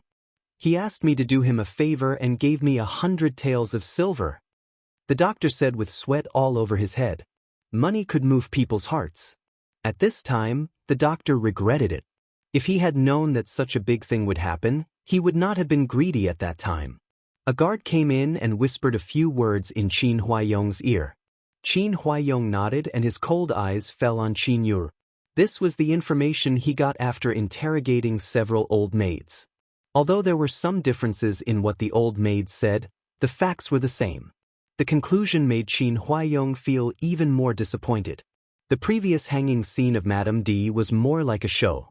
But when Qin Yuru rushed in and pulled Madame D, she really got into trouble. Yuru, what do you think about your mother? Qin Huaiyong said coldly. Qin Yuru knelt on the ground, trembling all over. Her hands were shaking so much that they almost didn't belong to her. She almost leaned on Madame D's body. She raised her face and tears fell down one by one. Father, father. She felt like falling into an ice cellar. Ha ha. Madame D's voice sounded with difficulty, which made people's hair stand on end. No one knew when she woke up again. She half-hugged Qin Yuru with difficulty, looked at Qin Huaiyong fiercely, and then turned to Qin Wanru. Obviously, she wanted to protect Qin Wanru. Wanru, take your mother back. Qin Huaiyong waved his hand. Father. Qin Wanru didn't retreat obediently this time. She knelt down with a plop sound, and her eyes were cold. She clasped her hands tightly. In her previous life, she had never disobeyed Qin Huaiyong's will and sincerely regarded him as her father. Even if she fell into that situation later, she had never blamed Qin Huaiyong. But in this life, she would not walk the same path as her previous life. The so-called kinship, if it was only her kinship, she would rather get rid of it early, instead of giving her a trace of warmth when she needed it, and using her as a bargaining chip when she didn't need it. Father, please send me and Mother back to our hometown. Her big black eyes were filled with determination, but at the bottom of her eyes were tears. There wasn't much to say, but it made the room quiet down. Everyone couldn't help but hold their breath. After a moment of silence, Madame D made a painful hee-hee sound again. She sounded a little anxious, as if she wanted to say something but couldn't. Yuru, apologize to Wanru. Qin Huaiyong's voice broke the strange sound. Father! Qin Yuru looked at Qin Huaiyong with tears on her face. She was the eldest daughter of the legal wife in the mansion, and she had always been proud of herself. If she did this, how could she face others in the future? It was simply a great shame for her. Hurry up and go, Qin Huaiyong said sternly. Qin Yuru was scared and trembled. She turned to look at Qin Wanru, and lowered her head to the ground. Second sister. I really misunderstood you, but I really didn't know. After saying that, she was ashamed and burst into tears. Big sister, it's not me who needs to apologize, it's Mother. If Mother is dragged in this room today, I'm afraid that not only Mother will be in trouble, but also the child in her belly will be in trouble. Qin Wanru said coldly. Her watery eyes fell on the ground without looking up at Qin Yuru. It seemed that she was talking to Qin Yuru, but also seemed to be talking to herself. Father. Qin Yuru looked at Qin Huaiyong with tears and begged. Go! Qin Huaiyong waved his hand unmoved. There was coldness in his eyes, without any pity that Qin Yuru hoped to see. Madame D reached out to hold Qin Yuru tightly, as if she didn't want Qin Yuru to go. At this time, Nanny Zhou could only reach out to hold her hand to stop her from holding Qin Yuru. Qin Yuru staggered to get up and walked out. When she reached the door, she suddenly turned her head with tears on her face, looked at Madame D and cried sadly, Mother! Then she ran out. In the courtyard, Shui Ruolin sat quietly on the stone bench, watching Qin Yuru run out in a mess with cold eyes. Madame Shui, I misunderstood you. I apologize to you. Qin Yuru walked to Shui Ruolin and knelt down with tears falling like rain. First miss, please get up. I only hope that such things will not happen again.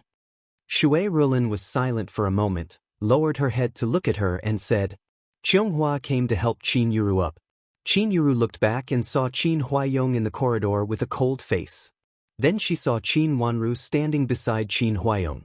She covered her face with her sleeves and ran out in tears. Qin Wanru stood in the corridor and watched Qin Yuru leave in tears. Then she walked to Shui Ruolin. She was thin with a pair of beautiful watery eyes showing some calmness. Although she looked childish, people felt that there was an inexplicable coldness in her beautiful little face.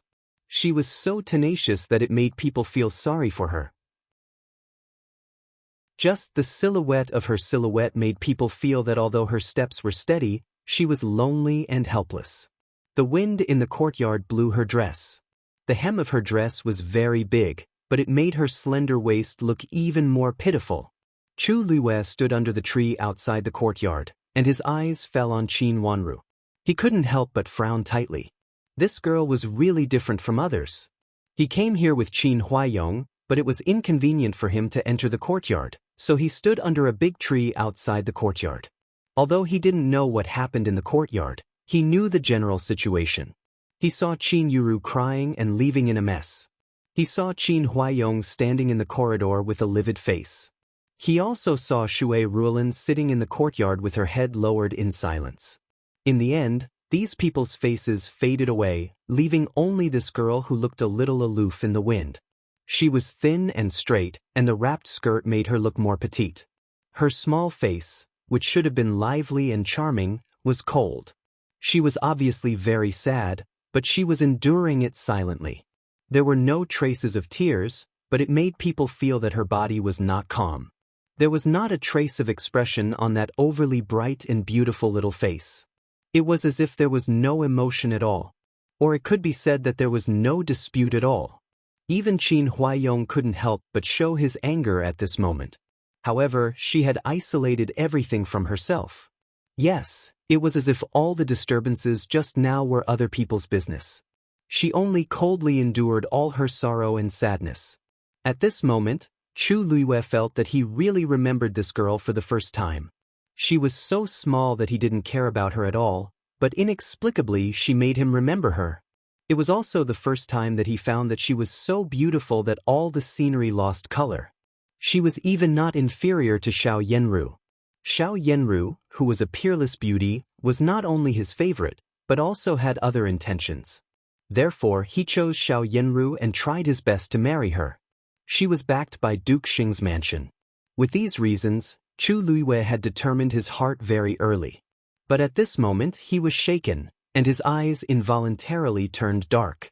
She was just the daughter of a small general's mansion, and she was a girl picked up from nowhere. She couldn't be his princess, but if she was a concubine, he could consider it. After all, Qin Huaiyong was not unattainable in the future. "Mother, let's go." Qin Wanru walked to Shui Ruolin and said softly, "Let's go." Shui Ruolin nodded and stood up. Maybe because she sat for a long time, her body shook, and Qin Wanru hurriedly reached out to help her. "Mother, are you okay?" "I'm fine, let's go." Shui Ruolin knew a little and said softly. They walked out together holding each other. When they went out, Qin Wanru felt a burning gaze. She looked up and saw Chu Luiyue looking at her thoughtfully. She slightly bowed sideways, turned around and left with Shui Ruolin. Behind her, Chu Luiyue looked thoughtful. Qin Huaiyong tidied up his clothes in the corridor and calmed down his anger. After sending away the last doctor, he also walked out of the yard slowly, saluted to Chu Luiyue and said, "Prince Yu, sorry to keep you waiting. I didn't wait for a long time." "It's okay." Chu Luiyue came to discuss the city defense for a period of time with Qin Huaiyong. During the Spring Festival, the public security was often a little chaotic, and accidents were easy to happen.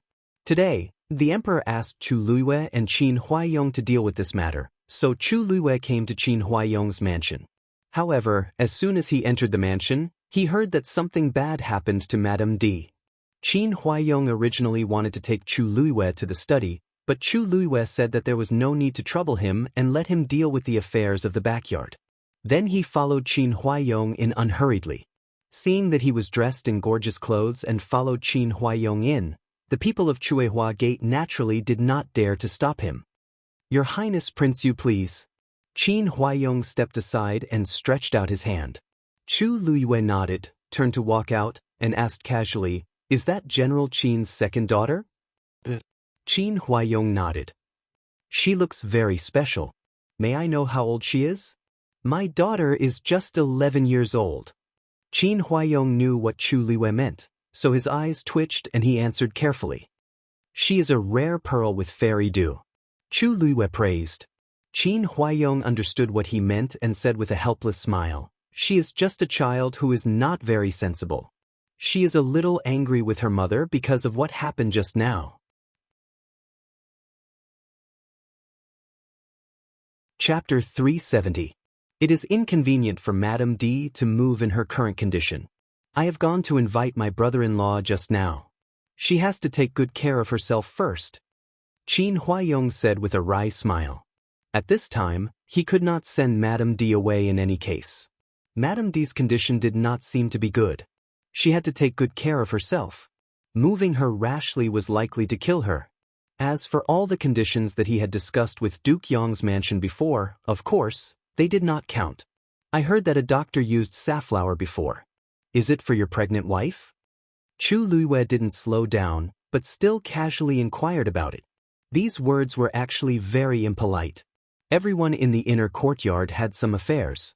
This kind of thing was often inconvenient to tell others. But since Chu Luiyue asked, Qin Huaiyong could not refuse to answer. He vaguely said, "It should be." "General Qin seems to have no son?" Chu Luiyue glanced at Qin Huaiyong and changed the topic. This topic changed so fast that Qin Huaiyong did not know what he meant until now. Was it really just gossip, or did he want to explain something? "Your subject's knees are empty." Qin Huaiyong lowered his head. This matter was indeed a knot in his heart. Even if he didn't say it, he was very concerned about it. If this madam gives birth to a boy, he will be the only son of the general. No wonder. Chu Luiwei didn't finish his words, but Qin Huaiyong understood what he meant. He was more and more sure that Madame D plotted against Shui Rulin.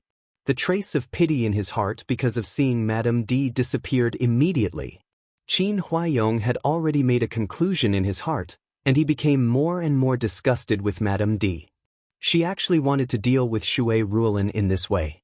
She was really a crazy woman. It seemed that he needed to pay more attention to Shui Rulin's safety in the future and find a few people to protect her. Since Madame D made such a scene, he couldn't send her away. He was afraid that she would have some evil thoughts if she stayed. He had to find a place to settle her down. Given Madame D's current condition, they couldn't imprison her anymore. She had to see a doctor, take medicine, and take good care of her. Qin Huaiyong had a headache because he had to guard against her and protect her at the same time. As for the concubine sent by Duke Yong's mansion, he did not want it. He also politely declined Madame D's family. Madame D had caused so much trouble. If Madame D's daughter came, the whole mansion would be turned upside down. Anyway, Duke Yong's mansion could see clearly the current situation of Madame D. Qin Wanru followed Shui Rulin to Madame Dowager's yard. Madame Dowager had already heard the news about what had happened. At this time, she was sitting in the room with a bad look. Hearing that they came, she hurriedly asked someone to invite them in. Qin Wanru was worried. After entering, old grandma asked about what happened to Madame D. Her eyes turned red and she said, "What a sin, what a sin. Grandma, why is big sister so cruel? Is Madame D really not her biological mother?" Qin Wanru raised her head and looked at Madame Dowager with her long black eyelashes fluttering. Madame Dowager hadn't told her that she was not Qin Huaiyong's biological daughter. She needed to hear it from Madame Dowager. How could Madame D not be her biological mother? If Madame D was not her biological mother, how could she dare to do anything for her?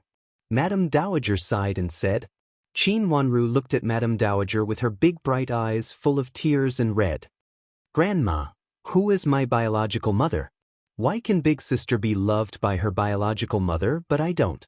Grandma, please tell me about Zhuozhuo's background." As Qin Wanru said, she pulled Madame Dowager's sleeves and knelt down. 2 drops of tears slowly rolled down her tender white cheeks.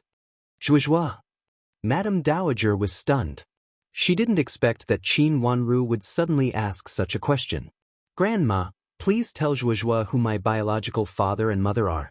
Everyone in the capital city knows that I am adopted. Why don't I know? Everyone has a mother and a father.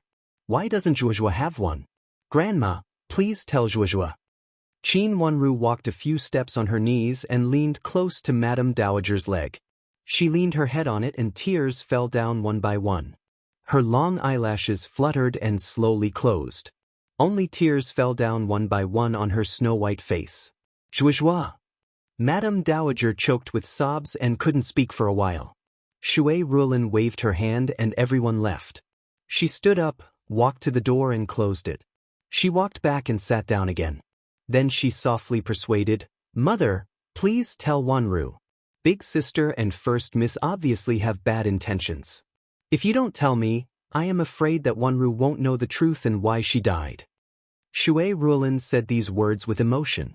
When she finished speaking, tears also fell down her face. Qin Wanru cried loudly. These words hit her heart like a huge thunder. Didn't it mean that she wouldn't know the truth even when she died? In her last life, she was really like this. Not to mention that she died so miserably, she didn't even know why she died. How miserable her last life was. She was pushed into the abyss step by step, but she walked on the edge of the knife without knowing anything. Finally she fell. Qin Wanru had never cried so loudly. Madame Dowager was shocked and hurriedly reached out to pull Qin Wanru. Shui Rulin also helped Qin Wanru up. "Zhuozhuo, don't cry. I have told you. It's not that I don't want to tell you, but I am afraid that you can't bear it at such a young age." Madame Dowager explained. Speaking of this, her voice also choked with sobs and her voice cracked. She couldn't even go on for a while. "Grandma, please say it. Zhuozhuo doesn't blame you." Qin Wanru raised her red eyes and tried hard to swallow the tears in her eyes. She held Madame Dowager's hand and said obediently. Seeing that Qin Wanru was obviously sad, but she endured it and comforted herself, Madame Dowager couldn't control her tears anymore. She told her what had happened at that time in detail.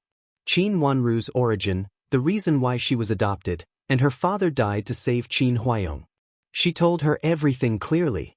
When she finished, the grandmother and the granddaughter cried bitterly in each other's arms. Shui Ruolin had no choice but to persuade them to stop after much persuasion. Qin Wanru wiped her tears and sat beside Madame Dowager again.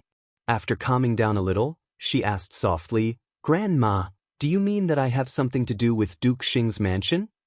"It should be related to the former heir of Duke Xing's mansion. Maybe the current madam of Duke Xing doesn't like you and is afraid that you will do harm to her if you go back to the mansion." Madame Dowager also wiped her tears with a handkerchief and analyzed for her. "But I'm just a girl. Even how can live a good life in Duke Xing's mansion. Why can't I?" Qin Wanru asked in confusion. "Maybe there are other reasons. I heard that Infanta Qinghua and the current madam of Duke Xing didn't get along well. At the beginning, this madam of Duke Xing was supposed to marry the heir of Duke Xing. But later Infanta Qinghua appeared. This marriage was ordered by the emperor. No one could refuse it," Madame Dowager said. Shui Ruolin got a lot of information.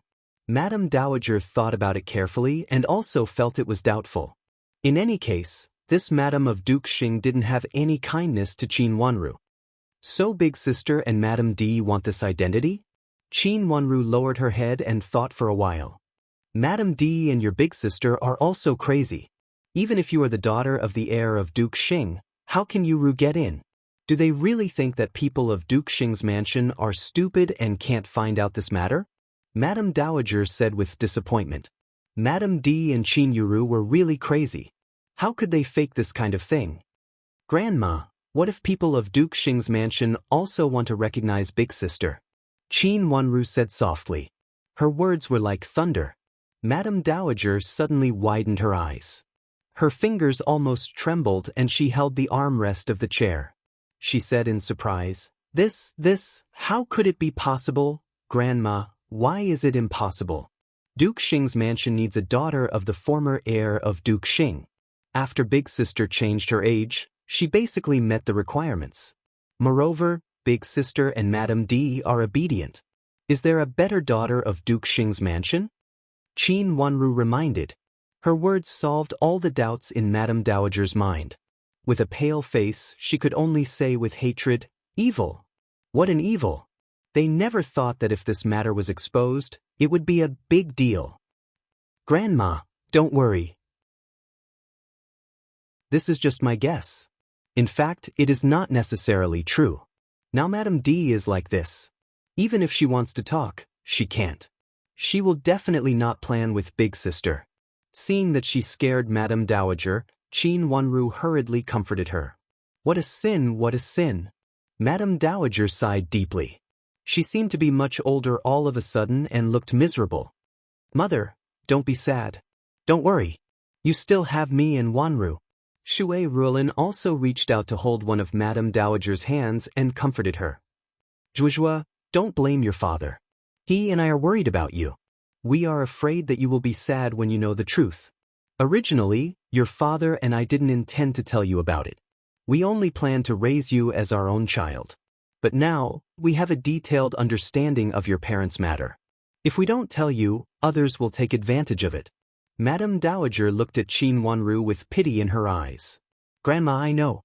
Qin Wanru lowered her head to hide the tears in her eyes. She had always known that Madame Dowager treated her well. From the last life to the present, Madame Dowager had sincerely raised her as her own granddaughter and protected her wholeheartedly. She wanted to repay her biological father for saving Qin Huaiyong in those years. But some people felt that the kindness had already disappeared with the wind. "Madame Dowager, First Miss Qi and First Young Master Qi are here." Nanny Duan's voice suddenly came from outside the door. "Qi Rongji and Qi Tianyu." Qin Wanru was stunned for a moment. Why would they come at this time? It was really surprising. The two mansions basically had nothing to do with each other now, so there was no need for them to be so close. Didn't the general invite first young Master Qi over? Madame Dowager asked after wiping her tears with a handkerchief. The general has a distinguished guest. He said that the two families are on good terms, so there is no need to be too cautious. So he invited them to Madame Dowager's place. Nanny Duan answered. Good terms? How could the two families still be on good terms after such a thing happened? Qin Wanru was very surprised by this statement, but it was not appropriate for her to say it at this time. She looked at her somewhat messy clothes and said, Grandma, I will go inside to tidy up.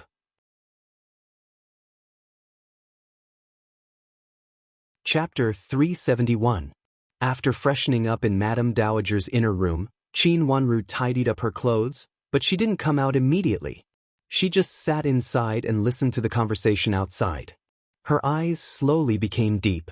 Madame of Duke Xing still refused to stop? Didn't she know that Qi Rongji had always been very jealous? Originally, he wanted to inquire about some information about Duke Xing's mansion, but Qi Rongji was a surprise. Qi Tianyu and Qi Rongji were sitting outside. The two of them were here on behalf of the Qi mansion to send the New Year gifts. They said that Magistrate Qi had brought some local specialties from Jiangzhou and had just arrived this morning. Qi Tianyu was very polite, and Qi Rongji was also generous. She said that she had been taken care of by Qin's mansion before, so she specially came here from Duke Xing's mansion to thank them. She also gave them some gifts. After talking for a while, Qi Rongji looked around and asked with a smile, Old Grandma, where are Sister Yuru and Sister Wanru? Why don't I see them? Something happened to Madame D. Yuru went to take care of her. Old Grandma said with a smile. Something happened to Madame D. I'll go and have a look. Qi Rongji stood up immediately and said with concern. There's no need for that. There are several doctors here and most of them are foreign men. It's inconvenient for Miss Qi to go there. Old Grandma refused tactfully. What about Sister Wanru? Qi Rongji did not insist and sat down again when she heard that it was not convenient. Zhuozhuo just went to see Madame D and cried. Now she is tidying up her clothes inside. Old Grandma answered. I'll go to see Sister Wanru. Qi Rongji said anxiously, looking more and more concerned, which made Madame Dowager involuntarily look at her a few more times. Qi Rongji used to take pleasure in bullying Qin Wanru. Since when did she become so kind? Madame Dowager, Rongji was not sensible before. When she came to Duke Xing's mansion, she found that she got along well with the second miss of your mansion. The second miss is innocent, intelligent, and incomparable to others. Qi Tianyu smiled gently and explained the change of Qi Rongji's attitude in a few words. He also apologized for Qi Rongji. His tone was natural and his demeanor was gentle, giving others a good impression of him. Qi Rongji stood up cooperatively and bowed deeply to Madame Dowager. She looked guilty and said, Madame Dowager, I was not sensible in the past and made Sister Wanru feel wronged. You're welcome, Miss Qi. Qin Wanru appeared at the door of the inner room, looked at Qi Rongji and said softly. Her words were polite, and her attitude was neither distant nor close. Qi Tianyu glanced at her slightly red eyes and found that she did cry just now, and it was a big cry. Qi Tianyu had been with Qin's mansion for so many years, but he had never seen Qin Wanru's eyes so swollen. His eyes involuntarily became a little darker. Sister Wan, what's wrong with you? Were you bullied?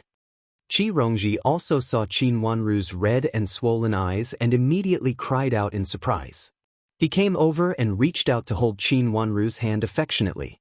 Qin Wanru calmly stepped back to avoid her hand. She bit her lips, and the corners of her red lips turned white. Miss Qi, I'm sorry that I can't accompany you. I have to go back to rest first.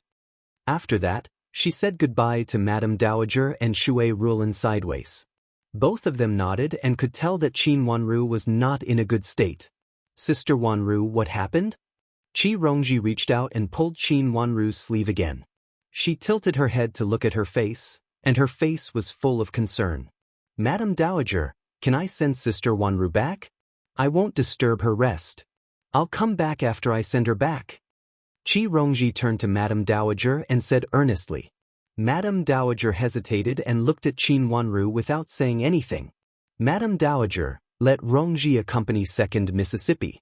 This time she came mainly for second Miss Qin. She may have something to tell second Miss Qin. Qi Tianyu also begged. Okay, then I'll have to trouble Miss Qi. Seeing that they all said so, Madame Dowager said helplessly and looked at Qin Wanru. Qin Wanru nodded silently. Then the two of them walked out together. At first, they were very silent. After walking out of the courtyard for a distance, Qi Rongji turned to Qin Wanru, who was walking side by side, and asked, Sister Wanru, what happened? Why are you crying like this? Did Qin Yuru really bully you again? Tell me. Don't worry, I can help you now. Looking at Qi Rongji, who was so righteous, Qin Wanru blinked her watery eyes and said with a trace of sarcasm, It's just some family affairs. I don't want to trouble you. What do you mean by don't trouble you? When you were in the mansion, you took care of me. Although our relationship was not very good when we were in Jiangzhou, it was because I listened to Qin Yuru and bullied you on purpose. Now I completely understand the reason why our relationship is so bad. It's all because of Qin Yuru. Qi Rongji said angrily. Do you still remember when we met for the first time? At that time, our relationship was very good. We would do anything delicious and fun together. Seeing that Qin Wanru was silent, Qi Rongji said again. Don't you have a good life in Duke Xing's mansion? Qin Wanru didn't want to pay attention to her memory of the past and asked lightly. Her voice was a little more hoarse than usual. Very good, how can it not be good? Madame of Duke Xing likes me, and so does old Madame of Duke Xing's mansion. She gave me a lot of things before. Qi Rongji laughed loudly and sounded very complacent. If it's really good, you shouldn't be here now. Doesn't Duke Xing's mansion need to worship ancestors? Now you are the adopted daughter of Madame of Duke Xing, shouldn't you be prepared? Even if you are not really registered under the name of Madame of Duke Xing, your parents are not around, so you should worship ancestors with Madame of Duke Xing, your adopted mother. When Qi Rongji stopped laughing in an exaggerated voice, Qin Wanru immediately exposed her mercilessly. Qi Rongji's smile froze on her face. After a long time, the smile turned into anger. It's all because of your good big sister. At this time, I should stay in Duke Xing's mansion and wait to worship ancestors. Madame of Duke Xing asked you to come here? Qin Wanru asked lightly. It's old Madame of Duke Xing.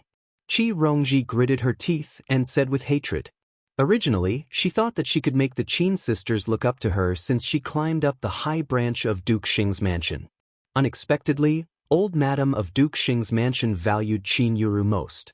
At this time, she was afraid that Qin Yuru had something wrong in the mansion, so she specially asked Qi Rongji to come to see her. As long as Qi Rongji thought that Nanny Yu, who served old Madame, arrogantly brought people to ask her to do this, Qi Rongji felt that she couldn't swallow this anger. When she left Qin's mansion, Qin Wanru once asked Qi Rongji to be careful of Qin Yuru, saying that Qin Yuru also wanted to be the adopted daughter of Madame of Duke Xing. Therefore, when Qi Rongji met Qin Yuru in Duke Xing's mansion, she found an excuse to slap Qin Yuru twice. However, Qi Rongji didn't expect that old Madame would reward Qin Yuru with blood jade bracelets in front of so many people at the banquet where she recognized her relatives. It was several grades higher than the bracelets given to her. This was almost a slap in her face. If she still doubted Qin Wanru's words before, the behavior of old Madame of Duke Xing made her believe that Qin Yuru was indeed ambitious. There was no room for two tigers in the same mountain. Even if Qin Yuru was an adopted daughter, it was the same. If Madame of Duke Xing recognized too many adopted daughters, Qin Yuru would not be valuable. How could Qi Rongji allow Qin Yuru to have a chance to enter Duke Xing's mansion? However, before she figured out a way, old Madame of Duke Xing's mansion actually sent an old maid to ask her to come to Qin's mansion today to inquire whether Qin Yuru had anything wrong. She said that Qin Yuru originally said that she would come to Duke Xing's mansion to visit old Madame today. It turned out that it was Qin Yuru again. Qi Rongji was so angry that she forced herself to get on the carriage to go back to her home and find an excuse to come here with her brother. What do you want? Qin Wanru said straightforwardly without beating around the bush. I don't want to see Qin Yuru marry into Duke Xing's mansion. Qi Rongji gritted her teeth and said with hatred. This matter, you can't make the decision. Qin Wanru said, "Old Madam of Duke Xing's mansion likes Qin Yuru, and Madam of Duke Xing also thinks highly of Qin Yuru. It is only a matter of time for Qin Yuru to marry into Duke Xing's mansion. They will not change their minds because of your opinion. Why do they like Qin Yuru so much? With Qin Yuru's character, shouldn't she be disliked and despised?" Qi Rongji said unwillingly. Qin Yuru's character was the worst woman she had ever seen. Such a cheap woman dared to make her brother a cuckold and then kicked him out. Every time Qi Rongji thought of this, she felt extremely angry and hateful. Qin Yuru changed her age and married Madame D. I heard that Duke Xing's mansion once lost a little miss, and her identity and age are very similar to her current identity and age. Qin Wanru continued to say calmly. After saying this, she frowned and seemed to feel that she had said something indiscreet. She immediately said seriously, "Miss Qi, what happened between you and her has nothing to do with me. What I said just now is not true. It's all hearsay. You don't have to take it seriously. I am really tired now. If you have anything to say, you can say it to me later. I'll go back first." After saying this, she quickened her pace and left in a hurry, as if she had said something wrong and fled in panic. Qi Rongji was stunned and didn't respond with her eyes wide open. Qin Wanru's words were so shocking that she couldn't believe what she had heard was true. What did Qin Wanru mean? Qin Yuru wanted to be a lost miss of Duke Xing's mansion? What did it mean? Why didn't she understand it? Did it mean that Qin Yuru wanted to pretend to be the real miss of Duke Xing's mansion? Qi Rongji felt that her whole head was buzzing. It seemed that she had grasped something but didn't grasp it at the moment.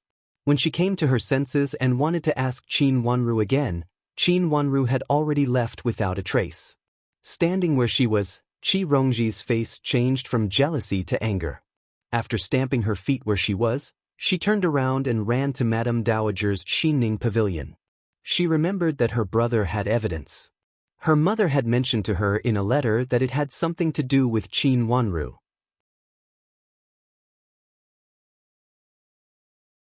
Chapter 372. Qin Wanru didn't expect to see the Qi brothers at the banquet. It was a surprise that they would attend the family banquet of Qin's mansion. When they were in Jiangzhou, sometimes Qi Tianyu would come to Qin's mansion to have a drink with Qin Huaiyong after having dinner in his mansion. But at that time, the relationship between him and Qin Yuru was unusual. Although the two families didn't get engaged, both families knew it. But what was going on now? Qin Wanru glanced at Qin Yuru on the other side and her eyes became deep. She slowly sat down beside Shui Ruolin. Madame Dowager sat at the main table with Shui Ruolin on one side and Qin Huaiyong on the other side.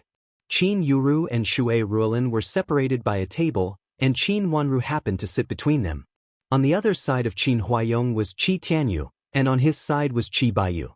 Qin Yuru sat next to them. Qi Baiyu hadn't seen Qin Wanru since he came to the capital city. This time, he winked at her. Qin Wanru smiled slightly. Qi Baiyu, who used to be fair, was much darker now. She didn't know what he was busy with recently. Qi Tianyu also smiled gently at Qin Wanru. Compared to when they were in Jiangzhou, he was calmer. What was going on? Qin Wanru sat down and glanced at Qin Yuru on the other side. Qin Yuru, who had dressed up again, looked quiet and even a little shy, completely different from her crazy look before. Qin Wanru wasn't too surprised that she could appear at the family banquet. Qin Huaiyong only had one biological daughter, so he couldn't be cruel to her.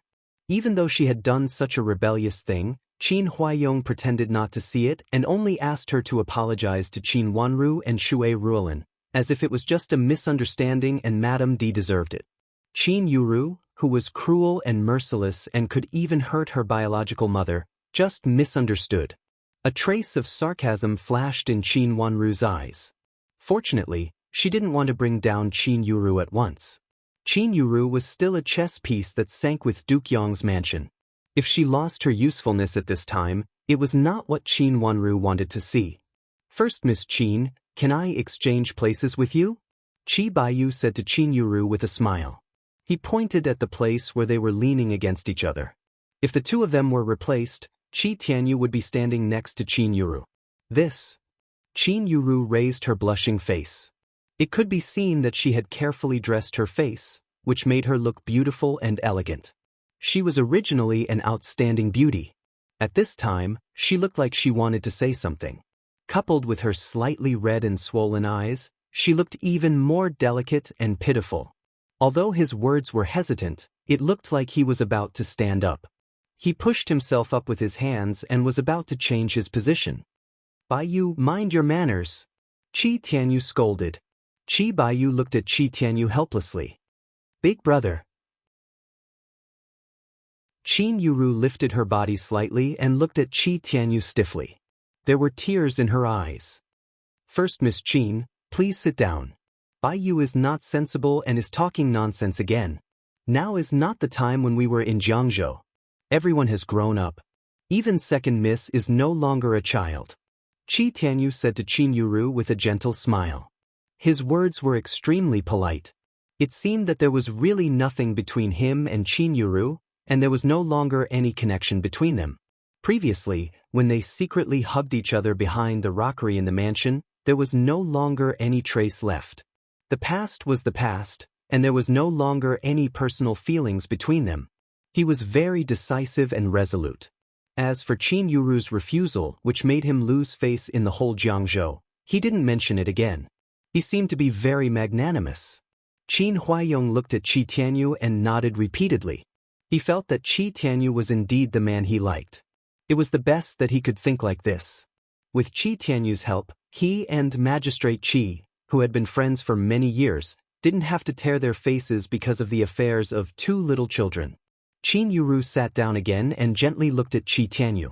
Her watery eyes were filled with more and more affection. When she looked around, her eyes fell on Qi Tianyu from time to time. Even though Qi Tianyu didn't look at her, she still focused all her attention on him. Qin Wanru calmly withdrew her eyes, and a trace of doubt flashed in her heart. This thing was so strange. Even though Qi Tianyu pretended that he didn't care and forgave Qin Yuru generously, Qin Huaiyong shouldn't have invited Qi Tianyu here. It was like a family reunion. Wasn't Qin Huaiyong afraid that Di Yan would be suspicious? There were rumors about the affair between Qin Yuru and Qi Tianyu. It was impossible that Di Yan didn't care about it at all. Based on Qin Huaiyong's character, it seemed that he shouldn't take this kind of words for granted. However, he did it. Not only did he do it, but he also acted as if it was a matter of course and he wasn't afraid that anyone would ask about it. Qi Tianyu and Qin Yuru obviously had a broken relationship, but he pretended to be a gentleman. Who was he doing this for? It was a strange feeling. Her watery eyes glanced at Qi Baiyu and saw him pulling a face at her again. She couldn't help but smile. Qi Baiyu still looked like he didn't grow up. Recently, she had grown so fast that she seemed to be almost as tall as him. Eating at the table, it was very quiet. However, Qi Baiyu seemed to want to talk to Qin Wanru. However, everyone was very quiet, so he couldn't speak. He was so worried that he scratched his ears and cheeks and looked at Qin Wanru. However, he couldn't do anything with Qin Yuru in front of him, so he could only stare at her. It seemed that Qi Tianyu noticed that Qi Baiyu didn't eat properly. He raised his head and glared at Qi Baiyu. Then he looked at Qin Wanru with a humble smile and continued to bow his head politely. However, Qin Yuru saw him raise his head, so she hurriedly raised her head. However, she missed his gaze. For a moment, tears welled up in her eyes and she lowered her head sadly. She looked very sad. It seemed that the elders didn't see the turbulence between the younger generation and continued to eat peacefully. When they finished, the servants began to clean up. They moved to the side to drink tea and rest. This time, Qi Baiyu moved quickly and directly sat beside Qin Wanru. "Do you know what I've been doing recently?" "What?" Qin Wanru asked in surprise. Looking at his restless look, it seemed that he was doing well recently. "I'm learning martial arts from a general," Qi Baiyu said with joy. "Learning martial arts?" "Yes, to see if I've grown taller and darker recently," Qi Baiyu said proudly and reached out his hand to show his height. "You seem to be shorter than me." Qin Wanru blinked her watery eyes and laughed in a low voice. Her words successfully made Qi Baiyu look bad. He snorted coldly and looked up and down at Qin Wanru. "You're still shorter than me. I plan to take the martial arts exam in the future." I don't want to study anymore. Chi Baiyu said happily. In her previous life, Chi Baiyu actually didn't take the martial arts exam, but he still chose to be an official. Who are you learning martial arts from? Qin Wanru asked calmly. Could it be that this person was the benefactor that Chi Baiyu met in her previous life? I can't tell you.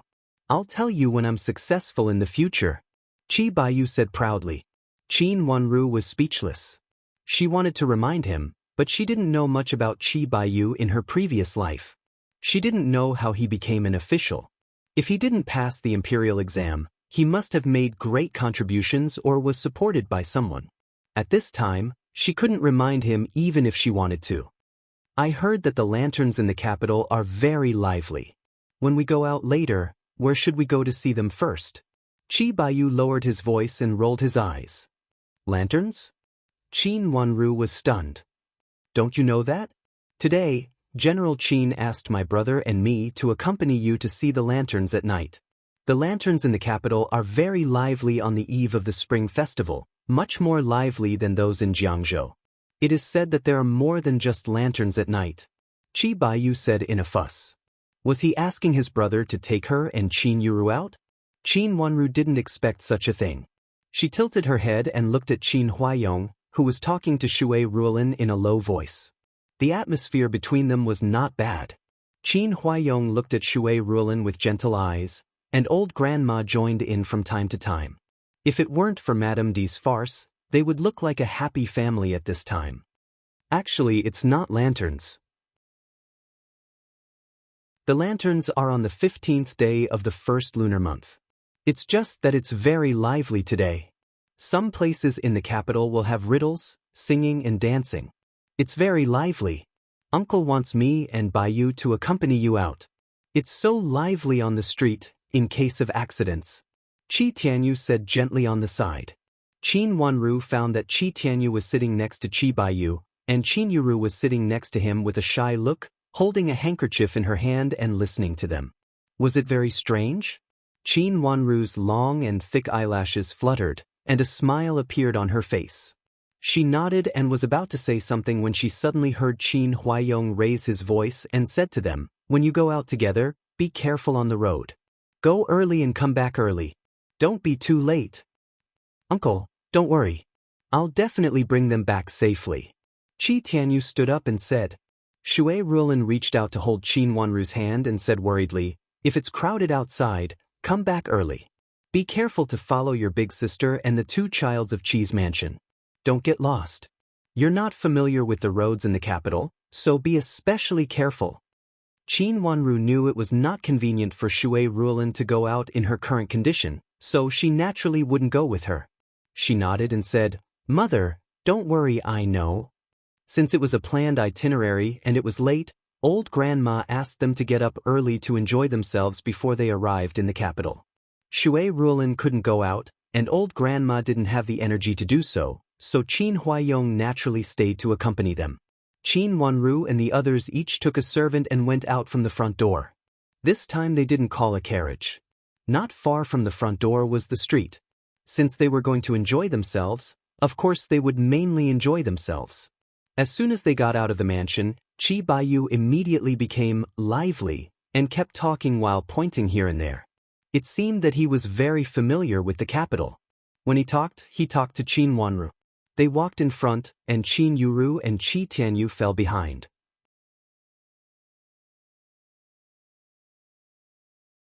Chapter 373. Let's go forward. They are not sensible. Don't bump into anything. There are many nobles in the capital city. Chi Tianyu said gently, as if he didn't hear her affectionate voice. He caught up with Qin Wanru and Chi Baiyu and walked slowly on the other side of Qin Wanru. At the same time, he warned Chi Baiyu, don't walk too fast. We have to wait for them.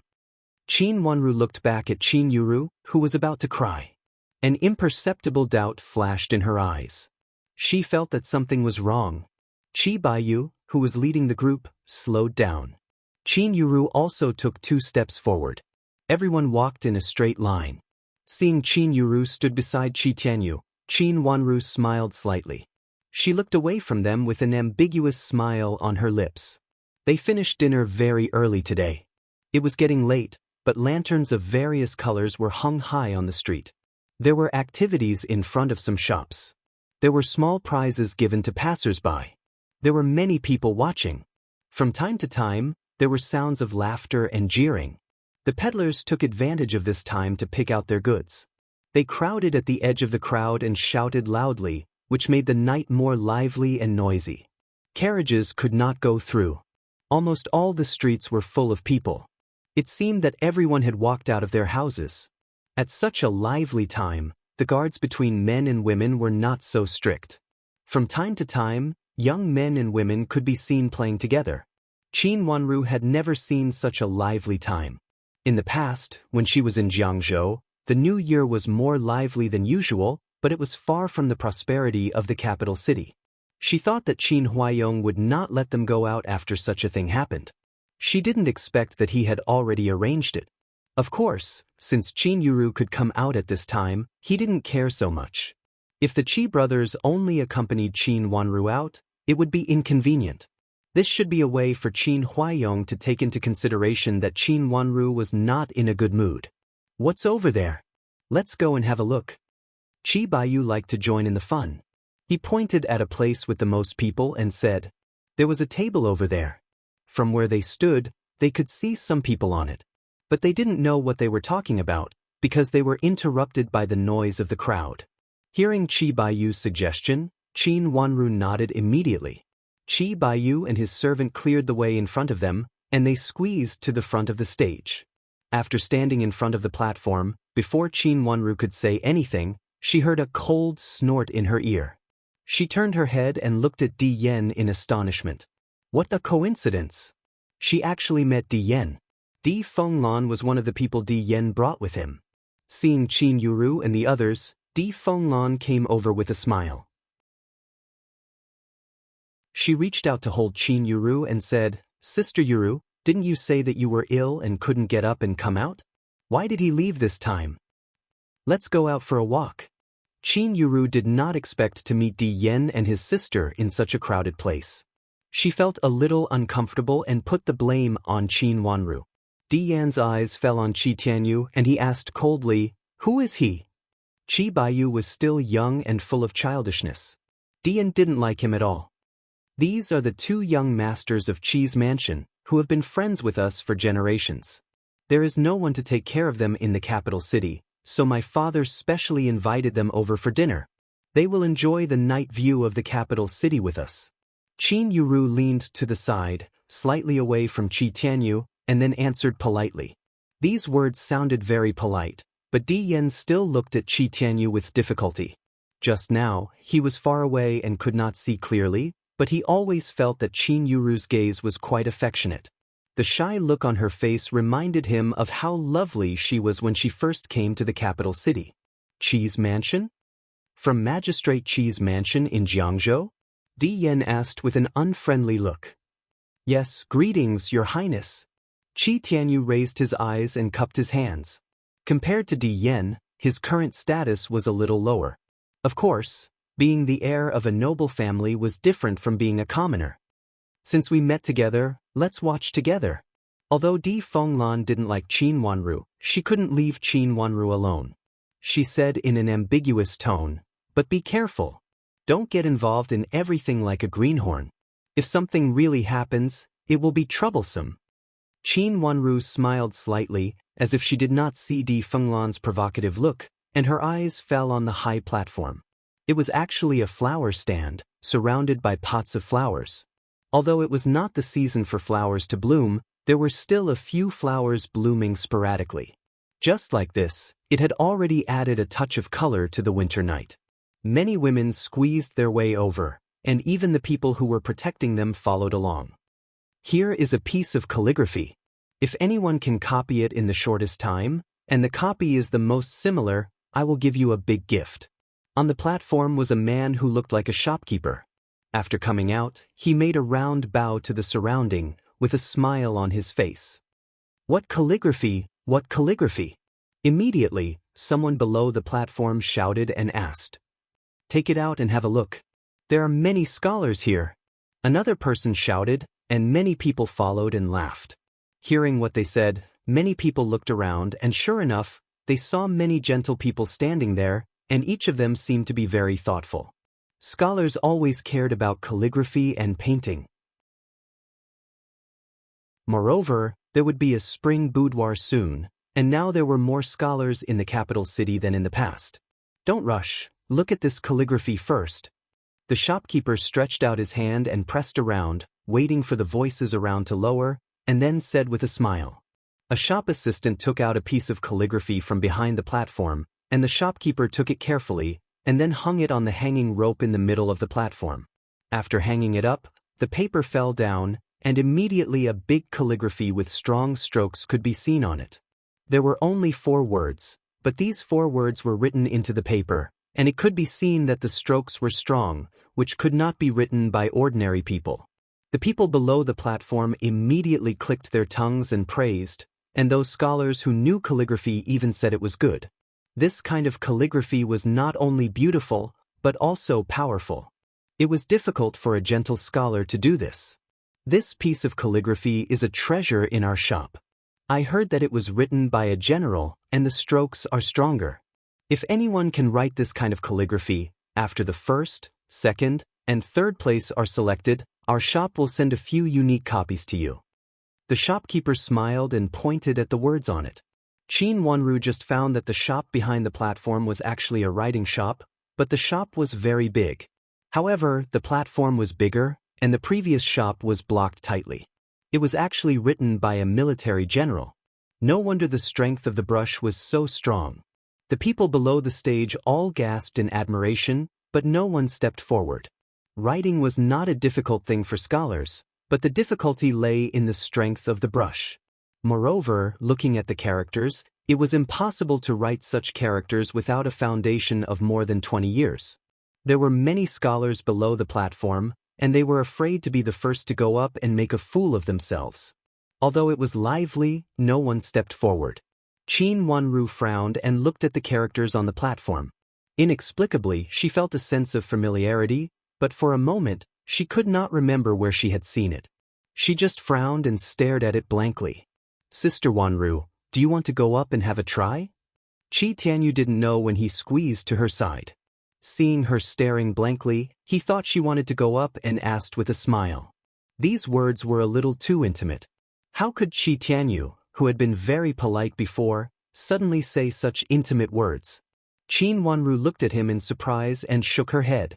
A general who can write such characters must be a scholar. It should be. Qi Tianyu nodded and said yes. Our shop owner likes this kind of calligraphy very much. If anyone has such calligraphy, our shop owner will buy it at a high price. Today is such a good day, and if you buy it, we will give you a big gift.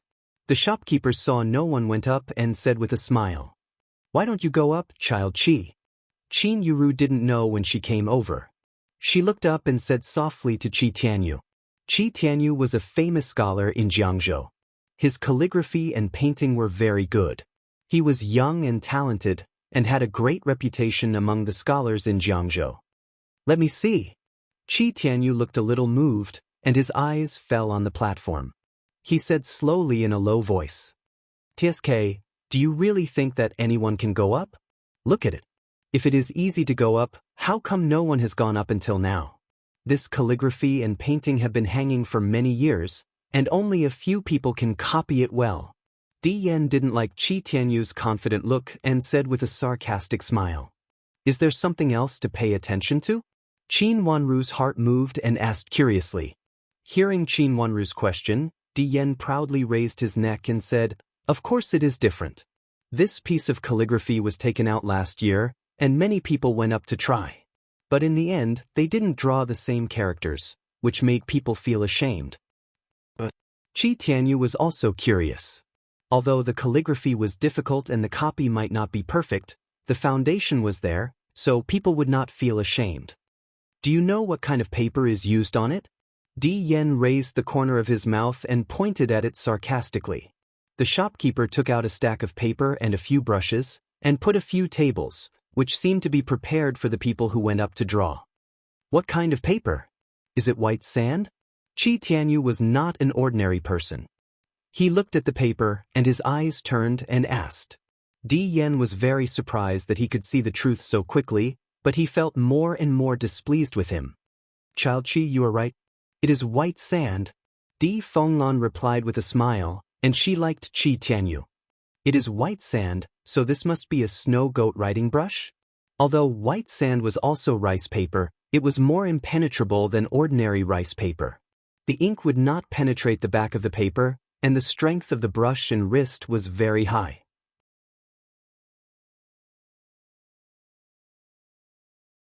Chapter 374. It was even more difficult. It was no wonder that no one went up. Those who had been in the capital all along had a wait-and-see attitude. As for those who were not in the capital, because no one really went up, they were all very cautious. For a moment, there was an awkward silence below the stage. Qin Wanru felt that the shopkeeper's smile became awkward. No one brought gifts last year? Qin Wanru asked. No. Before going up, no one expected that the shopkeeper would be so crafty and put these two things together. Who would practice writing with this kind of paper? It is not only bad for writing, but also very expensive. Madame D also poked her head out and said, this kind of paper was actually expensive and difficult to write on, but it was easy to keep. Qi Baiyu blinked his eyes. He was always quick-witted and immediately thought of another solution. Who wrote that word? Can't you find similar ones? Didn't they say that if you sell the same kind of stickers to them, they will also get a big gift? I don't know who wrote it. It is said that many people went up to see it but said that they had never seen it before. And it is not written by a famous person. General? Who knows which general wrote it? I really can't tell. Di Yan shook his head and said. Therefore, the shopkeeper's words were all empty words. He was just having fun. As expected, after waiting for a while and seeing no one went up to the stage, some people couldn't help but feel that their writing was good enough and volunteered to go up to the stage. After the first one, there was a second one. There were 5 tables on the stage and 5 people went up at once. After the 5 people came up, they picked up their pens and copied the characters in the middle. The audience became quiet and quietly watched them write. As soon as they started to write, they immediately found that the paper and pens were different. Their hands trembled and they made a mistake at the first stroke. It was difficult to get back after the first mistake. The audience burst into laughter. The few people who went up on the stage could be considered skilled and daring. After being laughed at like this, coupled with the fact that the pen and paper in their hands were not used to their liking, all of them instantly became crooked. When they finished writing, they looked at their own handwriting and then at the handwriting hanging on the wall. All of them covered their faces in shame. When the shopkeeper hung up the paper, the people below laughed incessantly. This was really good fun. Which literate scholar could write such crooked characters? These characters were no different from when they first learned to write. Someone was still asking, who is this? Who is it? The one in the middle is the funniest. That's right. Her handwriting is not much better than the handwriting of the maids in our mansion. Amidst the roars of laughter, a few scholars who went up to write left in shame. After such a round, there really wasn't anyone who had the nerve to go up. The scholars who originally had some confidence all hesitated. They all wanted to show off their talents in the capital city. If they became a joke before they even took the exam, they would also feel embarrassed. Following that, no matter how hard the shopkeeper tried to advertise it, when he saw the words on it, he basically gave up. Who would be willing to let others see him make a fool of himself? Even if this kind of joke was considered harmless, it was human nature to be willing to see others make a fool of themselves, and not willing to see others make a fool of themselves. The audience gradually became deserted. Some people found that there was nothing interesting to see, so they squeezed away. Seeing that there were fewer and fewer people, Di Yan said to Qin Yuru, "Cousin Yu, let's go together. There is nothing interesting here." As he spoke, he came over to hold her hand. Qin Yuru calmly moved to the side to avoid his hand. She looked back at the grandstand and nodded. "Let's go." A group of people followed the crowd to go out.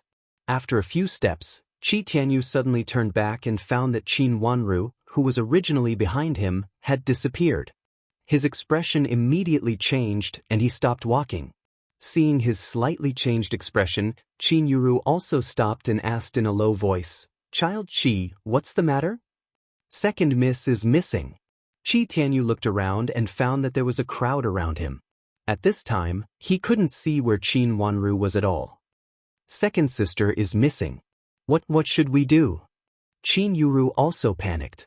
She looked around and then said anxiously, "Let's go and find her now."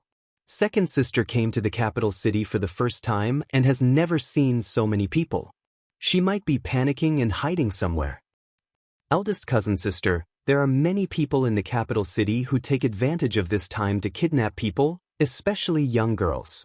If they are kidnapped and sold to that kind of place, their lives will be ruined. There used to be such things in the capital city. A young lady from an aristocratic family was kidnapped and found in that kind of place after a period of time. Di Fenglan covered her nose with a handkerchief and seemed to be very disgusted. She stood with Qin Yuru and naturally heard Qi Tianyu's words. Seeing that Qi Tianyu actually cared about Qin Wanru, she immediately said harshly, "Hey, what are you talking about? Don't you know how to speak human language?" Qi Baiyu was originally walking in front. Seeing that people here all stopped, he immediately turned back and walked over. He happened to hear Di Fenglan's words and was immediately angry. You don't know how to speak." Being scolded by him, Di Fenglan was also angry. She threw the handkerchief in her hand and pulled Di Yan's hand. "Brother, let's go. Whether Qin Wanru is alive or not has nothing to do with us. Anyway, she didn't come out with us. Just don't be unlucky and sell her to that kind of place." As she said this, she pulled Di Yan's hand and wanted him to go with her. What happened? Di Yan was also walking in front of them. Now he heard the noise and came over. "My second sister is missing. What should I do? If my father and grandmother find out that my second sister is missing, they will definitely not spare me." Qin Yuru looked at Qi Tianyu helplessly with a face full of panic and tears almost falling down her face. She held the handkerchief and looked at Qi Tianyu helplessly. "I'll go look for her," Qi Tianyu said and turned around to squeeze back. "I'll go with you. If I can't find my second sister, I'm afraid." Qin Yuru looked more and more pitiful, but she still wiped her tears and squeezed out with Qi Tianyu. Di Yan wanted to hold Qin Yuru's hand. After all, she was going out with another man, which made him feel very uncomfortable. However, he moved a little slower and Qin Yuru had already squeezed out with Qi Tianyu at this time. "I'll also go and have a look," Qi Baiyu said and turned to leave without taking care of Di Yan and others. "Is that brother Di Yan's fiancé?" One of the childs who was originally following Di Yan pointed at Qin Yuru and asked with a smile. Di Yan's face turned red and he nodded angrily. He only felt that Qin Yuru had embarrassed him. Not only did she walk so close to a man in front of him, but she also left him and went with another man. It was so embarrassing. Her sister is missing. She went to look for her. Is she the one just now? Although she is a little young, she is really beautiful. I wonder if he's engaged? Another child asked. He was standing beside Di Yan just now. When he saw Qin Wanru, he was so shocked that he thought she was a celestial being. He couldn't even speak at that moment and only came to his senses now. Not yet. She is still young. Then let's go. She should be nearby. She was pushed to the side just now. Di Yan was impatient to mention Qin Yuru and immediately suggested, "I'll help to look for her." This child was a warm-hearted person. He actually squeezed out with his servant, looking like he was going to find her. In fact, Qin Wanru deliberately did not follow them. She turned to the back of the stage and looked at the shop in front of her. She pondered for a moment and then walked into the shop. Seeing a young lady coming in, the shop assistant hurriedly came up to greet her with a smile. Pointing outside, Qin Wanru asked curiously, "Which famous master's handwriting is hanging up there? Why haven't I seen it before?" It's not the handwriting of a famous master. It's just that our boss likes this handwriting very much and has been looking for this general's handwriting. If you have any collection of this general's handwriting at home, please sell it to our boss. Our boss will definitely offer a higher price than others and will also give you a big gift. The shop assistant was also a good talker. He immediately answered fluently. It seemed that he had spoken a lot of words and was particularly fluent. Which general's handwriting is it? Qin Wanru became more and more curious. I'm not sure. Our boss only said that it was a general's handwriting, but he didn't say who the general was. It should not be a famous person. The shop assistant shook his head and said, Where did your boss get this piece of calligraphy? Qin Wanru blinked her watery eyes and asked with a smile. I don't know. Maybe our boss got it by chance. The shop assistant smiled bitterly and said, I can't read either. I don't know what's good about this calligraphy, and I don't understand why our boss likes this calligraphy. With these few words, Qin Wanru's original intention to ask all the questions was blocked. She looked up and down the shop assistant calmly, with a sweet smile on her small white face. I actually have a few pieces of calligraphy, but I don't know if it's... Her words were a little hesitant and uncertain, but it made the shop assistant's eyes light up. He immediately invited Qin Wanru to go in and said, Miss, please go in and take a seat. Our shopkeeper will come to ask you about this in person later. If you really have the authentic works of this general, our shopkeeper will definitely buy the calligraphy and painting. Please wait a moment. After inviting Qin Wanru into the bookstore, the shop assistant found a seat by the window. The shop assistant repeatedly invited her to sit down. After Qin Wanru sat down, he immediately went out to make a pot of tea and came in, saying politely, Miss, please wait a moment. I'm going to find the shopkeeper now. The shop assistant put down the teapot and poured a cup for Qin Wanru and said. Qin Wanru nodded with a smile, but she didn't drink the tea. The shop assistant ran out. Qin Wanru leaned against the window and looked out. The night market was extremely beautiful. Under the flickering lights, the river was slightly rippling. This was a good position. She could see the scenery outside, but the people outside might not necessarily notice the people inside. She saw Qin Yuru and Qi Tianyu walking hand in hand. It seemed that Qin Yuru took the initiative to pull her hand, and Qi Tianyu pulled her hand away. It was obvious that Qin Yuru was pestering Qi Tianyu.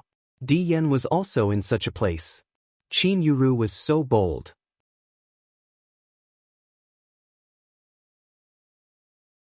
Chapter 375.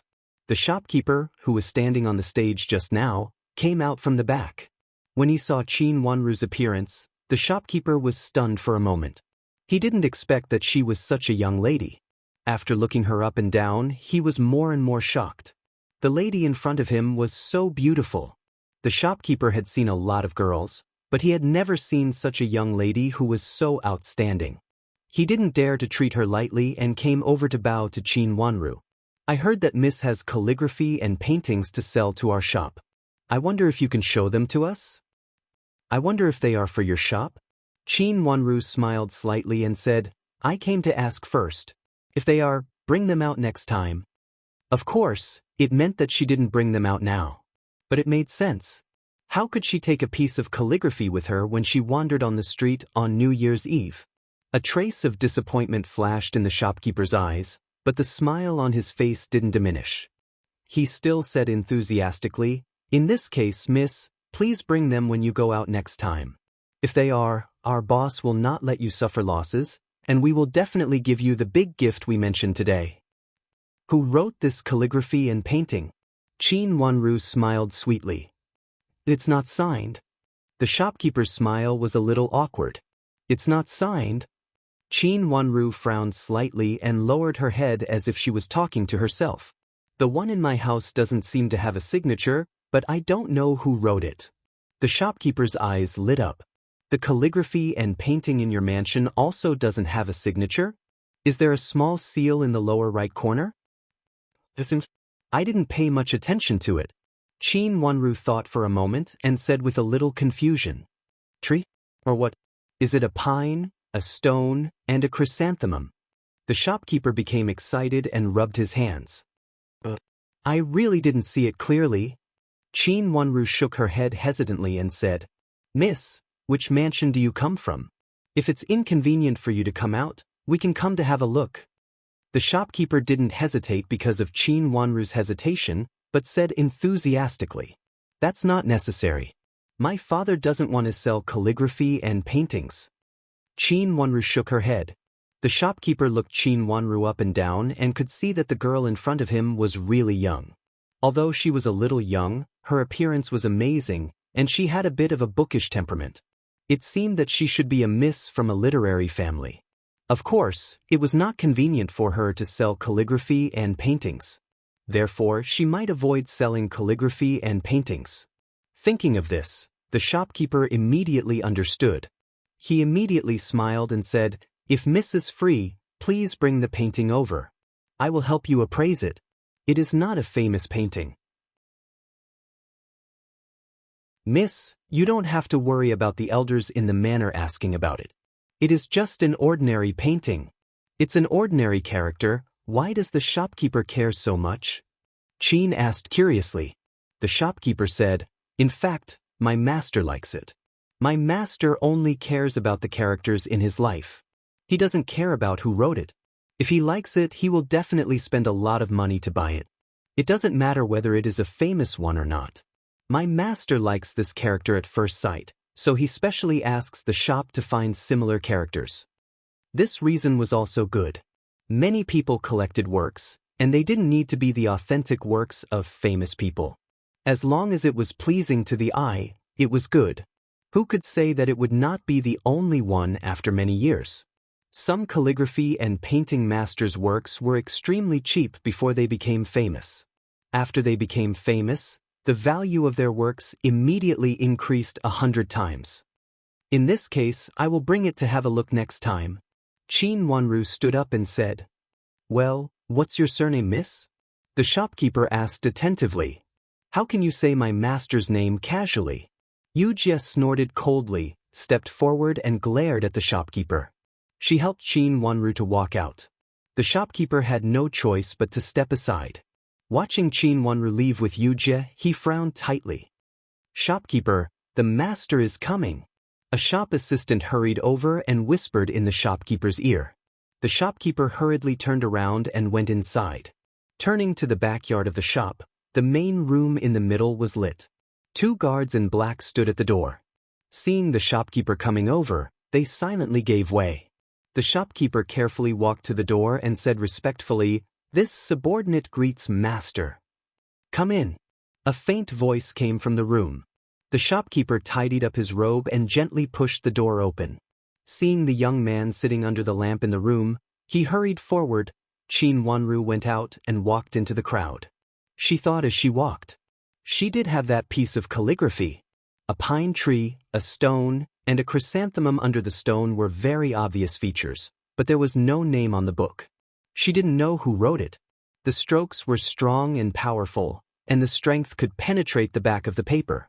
Not everyone could do this, but this person obviously did it. Chin Wonru had more than one piece of calligraphy. There were 4 pieces of calligraphy, all of which were in the hands of Chin Wonru. She didn't know when they fell into her hands, but as long as she could remember, these pieces of calligraphy had been in her private storage. When she came to the capital this time, she specially brought them with her. The reason why she remembered it so clearly was that when she just learned to write at a young age, she found some calligraphy to practice and casually flipped through her private storage. At that time, she originally wanted to practice according to the calligraphy on it, but Madame Dowager didn't allow it and told her that this calligraphy was not suitable for girls. After that, she gave up, and the calligraphy still remained in her private storage.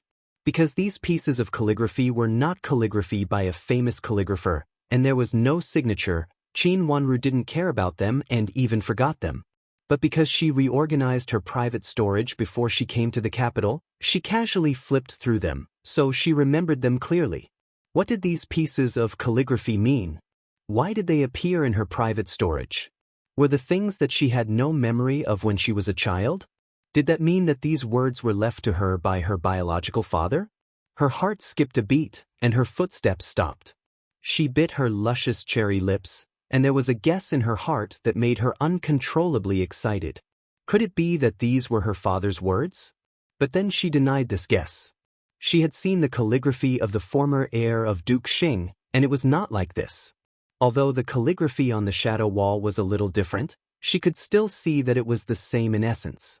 It was just that the technique was more and more skilled, and it was completely different from this calligraphy. If it was not written by her father, it meant that it was collected by her father.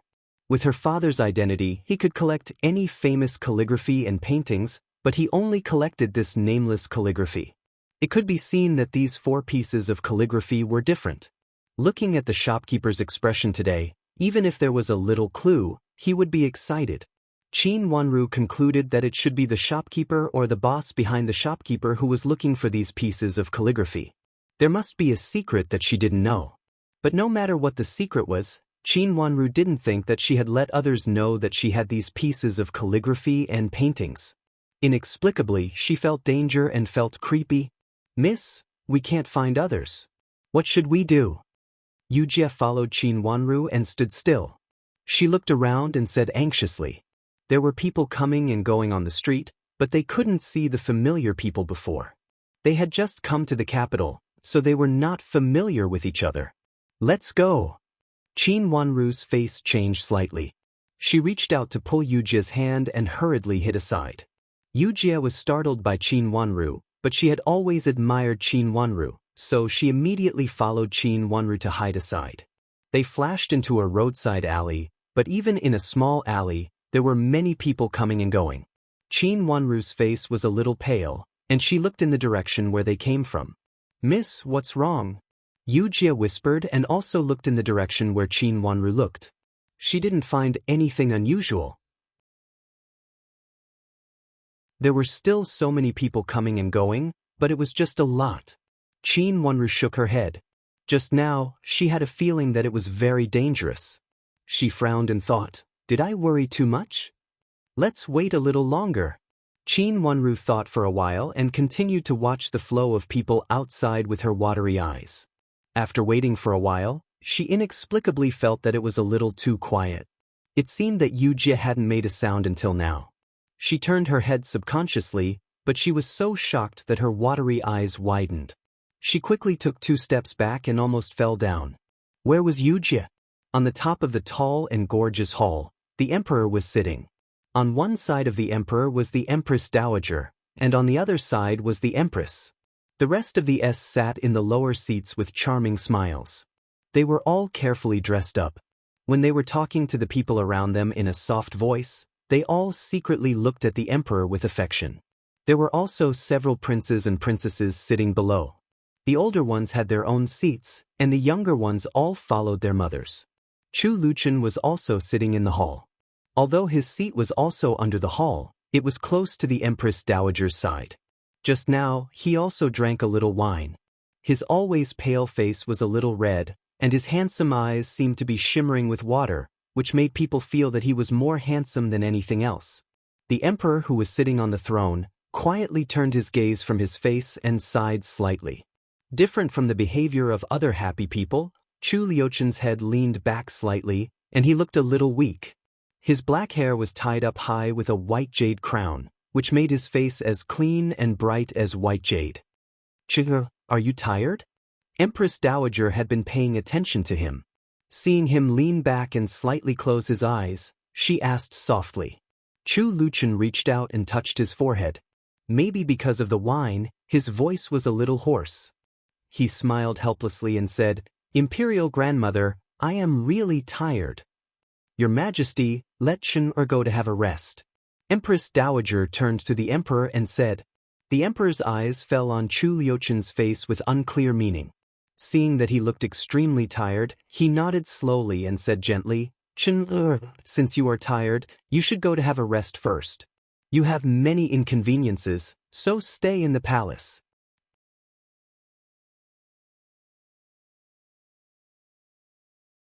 Chapter 376. He didn't say much, but there was some desire in his eyes. Such desire made Empress Dowager's eyes turn red. The grandson she cared about most might not see these night scenes that he longed for at any time. "Chen, you can go after taking a rest." The emperor's expression became more and more gentle. Such a gentle tone was not seen by many concubines. For a time, many jealous eyes entangled Chu Luchen, but then many people showed a trace of sarcasm. He was just a sick child. Why did he care about a dying person? Thank you, uncle, Chu Luchen said, and then walked out of the hall with Xiao Xuanzi. Outside the hall, Chu Luchen stood under a tree and calmed down a little. He reached out and rubbed his forehead.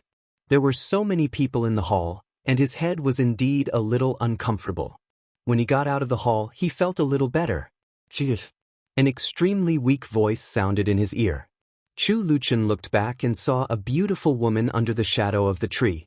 She was dressed in a light white dress, on which the moonlight sprinkled the shadow, as if there were dark flowers printed on her clothes. A pair of beautiful big eyes were full of tears, looking at Chu Luchen, also full of desire. Two palace maids stood behind her. Seeing that she was about to fall, they hurriedly reached out to help her, while secretly looking at Chu Luchen. Chu Luchen calmly withdrew his eyes, as if he didn't see the woman under the tree. He shook his sleeves, turned around and strode away. Xiao Xuanzi looked at the woman, hurriedly saluted, and then quickly caught up with Chu Luchen. Looking at Chu Luchen's back, 2 lines of tears slowly slid down the woman's beautiful face. Your Highness, don't be sad. His Highness will understand you. A palace maid persuaded in a low voice. He is blaming me, he has been blaming me. The woman muttered to herself. Tears rolled down her flower-like cheeks, and she sobbed in a low voice. Your Highness, His Highness will understand you in the future and will reconcile with you. The palace maid hurriedly persuaded again. Let's go back. The woman bowed her head and wiped her tears. After a long time, she raised her head and said, Aren't we going to wait for His Majesty? Another palace maid asked as she looked at the tall palace. Why wait? The woman shook her head. She had already achieved her goal of waiting here, so there was no need to wait any longer. 2 palace maids supported the woman and left. She was just as mysterious as when she came. All the high-ranking concubines were in the main hall, but no one knew her identity. Sir, where are you going? Xiao Xuanzi followed Chu Luchen and asked anxiously when he saw that Chu Luchen had no intention of returning to his palace. Let's go out of the palace to enjoy the night view. Chu Luchen said casually, as if the woman just now had not affected his mind at all. At this time? Do you want to take a break? Xiao Xuanzi felt that his master's face was a little too bright. With such a bright color, was he really not drunk? No, let's go and have a look first. Chu Luchen said. Yes, master. Xiao Xuanzi hurriedly said. Out of the palace gate, Chu Luchen's carriage had already stopped at the gate of the palace. Chu Luchen got on the carriage at the gate, and the carriage moved slowly. In the carriage, Chu Luchen's long eyes narrowed slightly, and he leaned on the couch on one side with one hand supporting his head. Master, second miss is going out with the first miss of Qin's mansion and the 2 childs of Qi's mansion today. The 2 childs of Qi's mansion are the 2 sons of the former magistrate of Jiangzhou. Xiao Xuanzi reported to Chu Luchen. Why are they following her? Chu Luchen said lightly.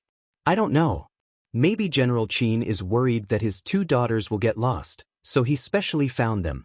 When they were in Jiangzhou, the 2 families were on good terms. When they were in Jiangzhou, they were on good terms, but they didn't marry each other. How can they go back to the original way when they are in such a situation? How bold they are. Find out what Qin Huaiyong wants to do. Chu Luchen sneered. I will ask someone to find out. Xiao Xuanzi nodded and said. This matter was indeed strange, and it was not normal no matter how he looked at it. Where is she? Chu Luchen said as a matter of course. Second miss is wandering on the street. After she separated from others, she entered a shop. It is a calligraphy and painting shop. It is the shop that has been looking for calligraphy. She has not come out since she entered. Although Xiao Xuanzi followed Chu Luchen, he had already got the news. Go there. Chu Luchen slightly raised the corner of his mouth and said lazily. Yes, it is not far from here. It will be faster to go around from the back. Xiao Xuanzi lifted the curtain and looked at the night view outside. In the past, it was very suitable to go through from here, and it was fast. But today was different. The main road was blocked by people coming and going. It would be faster to take a small path and go around a corner. The horse carriage silently took a turn and went into an intersection. Qin Wanru looked at Xiao Xuanzi's eyes in front of her in astonishment. She covered her face with a handkerchief. Qin Wanru also recognized that it was Xiao Xuanzi. "Second miss, come in with me. Our master is waiting for you inside." Xiao Xuanzi stood at the door not far behind Qin Wanru and said to Qin Wanru with a smile, "Where is Yujie?" Qin Wanru looked around and didn't find Yujie. "Yujie has gone in and is now in the yard. Second miss, please." Xiao Xuanzi smiled like a flower and pointed behind him. Qin Wanru walked helplessly. When she entered the yard, she saw Yujie was indeed standing in the yard, but there was a guard in front of her. The sword in his hand was in front of Yujie. "Let her go," Qin Wanru said a little angrily. After the yard door was closed, Xiao Xuanzi took off the handkerchief on his face and waved his hand. The sword in the guard's hand fell down. Yujie hurried to Qin Wanru and said anxiously, "Miss." She just wanted to answer her miss's question, but she was pulled here. When she wanted to speak, the sword was on her neck. She was so scared that she didn't dare to move. At this time, when she saw it was Xiao Xuanzi, she breathed a sigh of relief. "Yujie, don't panic. I did this to deceive others." Xiao Xuanzi came to apologize with a smile. Yujie glared at him fiercely and said nothing. "Where is your master?" Qin Wanru looked at the empty yard and asked. "Master is waiting for you upstairs. Second miss, please go up." Xiao Xuanzi pointed to the attic above and said. There was light in the attic, but only a figure could be seen. Qin Wanru sighed helplessly and turned to walk into the room. Yujie moved and wanted to follow her, but she was stopped by Xiao Xuanzi. "Yujie, you'd better enjoy the scenery downstairs. The upper part of the attic is the place for the master to enjoy the scenery. As servants, we can't overstep." "Yujie, you stay down there," Qin Wanru said slowly after she stopped. Needless to say, this was Chu Liuchen's idea. "Yes, miss." Although Yujie was not very willing, she had to stay. She glared at Xiao Xuanzi fiercely and shook off Xiao Xuanzi's hand fiercely. She stood under the courtyard wall and said, "Who wants to enjoy the night scenery? You can enjoy it yourself." Seeing Qin Wanru in front of him walking into the room step by step, Xiao Xuanzi smiled with satisfaction. Looking at Yujie, who was still angry, he ran over and pointed to the wing room on the side. "Yujie, do you want to sit there for a while? There are pastries brought from the palace." "Pastries from the palace?" Yujie was a little tempted. Seeing Yujie hesitated, Xiao Xuanzi immediately said, "They are carefully prepared for today by the Imperial chefs in the palace. Even if you want to eat them in the past, you may not be able to eat them. Even the people in the palace may not be able to eat them. It could be seen that they were good things." Yujie felt that she was really hungry. She had eaten some in the mansion before, but it was just a little. But even so, she did not intend to forgive Xiao Xuanzi. She glared at him fiercely again, turned around and strode to the wing room. She was hungry now, so she should eat the pastries first. Qin Wanru climbed the stairs step by step, turned a corner, and went up to the attic on the second floor. The attic was lit, and there was a table of dishes near the window. Looking at the steaming appearance, it should be cooked and served just now. At this time, Chu Liuchen had sat in front of the chair again.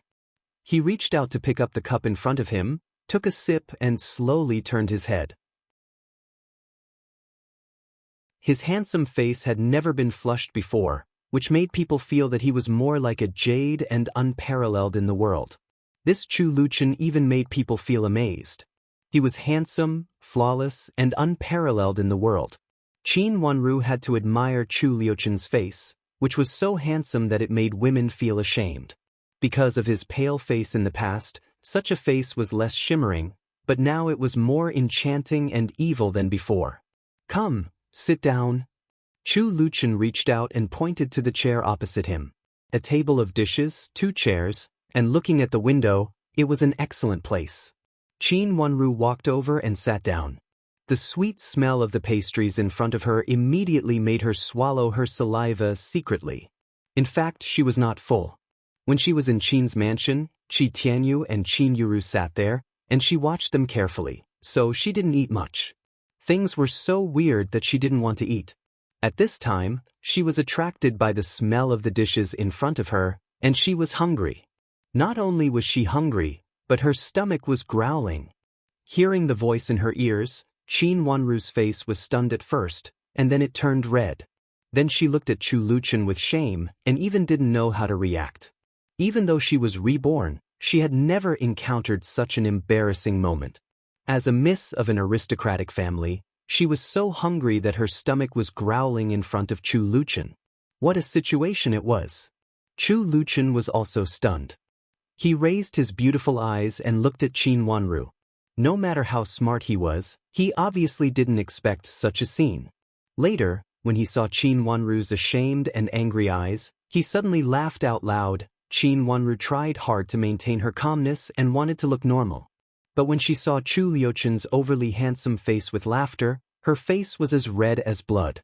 What made her feel even more ashamed was that her stomach was growling again.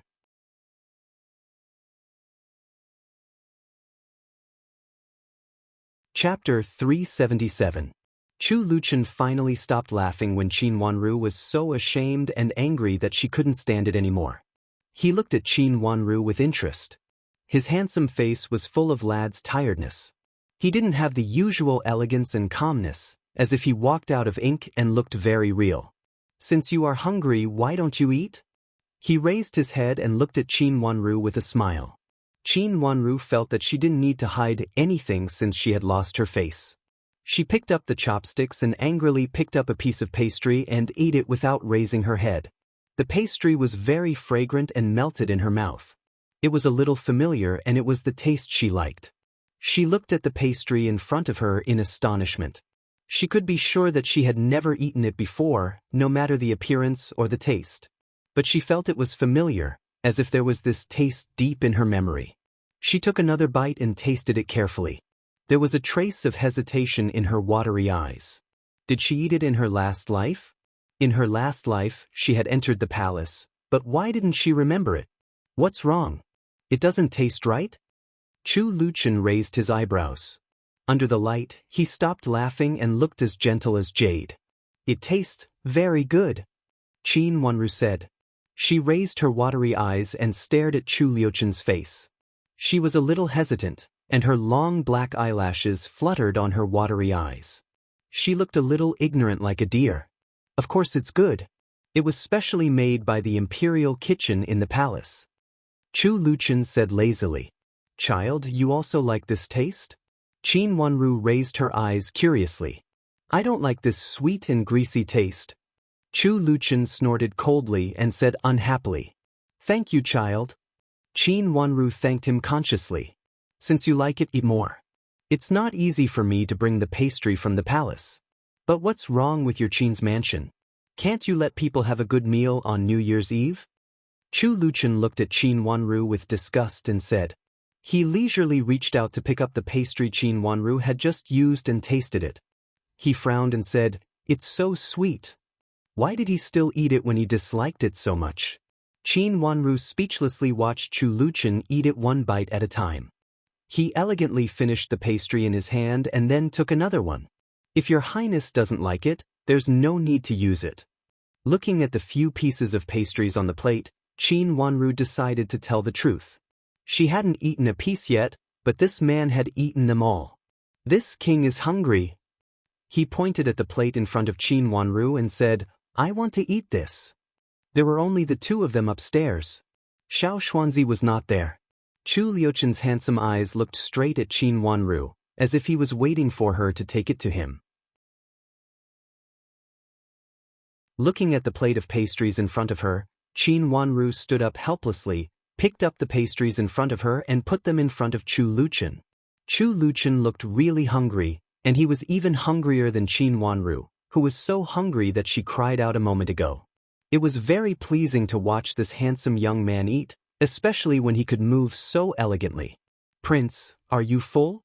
Even so, Qin Wanru still asked in surprise. "I'm not full," Chu Luchen said. He nodded. "The dishes in the palace banquet are not delicious?" Qin Wanru asked curiously. Would the dishes made by the Imperial kitchen in the palace not be delicious? Of course, the answer was no. She had tasted it just now, and it was much more delicious than the dishes made by the new old maid in her mansion. It's not suitable for people who eat, Chu Luchin said casually. He put down the chopsticks in his hand and said leisurely. His slender fingers with distinct joints knocked on the table a few times. Your Highness, you don't like to eat in the palace? Qin Wanru became more and more curious. It's boring. Chu Luchin rarely answered her questions. It seemed that he was in a good mood. He raised his long and narrow eyes and picked up Qin Wanru. Do you think it's comfortable for me to eat in the palace? A crown prince who was deposed dragged his sick body. Even if the Empress Dowager doted on him and the Emperor treated him equally, so what if he was treated as a prince? There were so many people in the palace, and there were all kinds of people. He was a child without parents, and he was so sick. He must have seen a lot of supercilious eyes and heard a lot of gossip. How could he really treat the people in the palace as his family? The feeling of being without parents was just like her, or even more uncomfortable than her. No matter how bad he was just ignored in the general's mansion, and Qin Huaiyong had no other children. He didn't have any other children, but the emperor was different. The emperor robbed him of the throne and pretended to show how good he was to Chu Luchin. But who knew what the emperor did in private?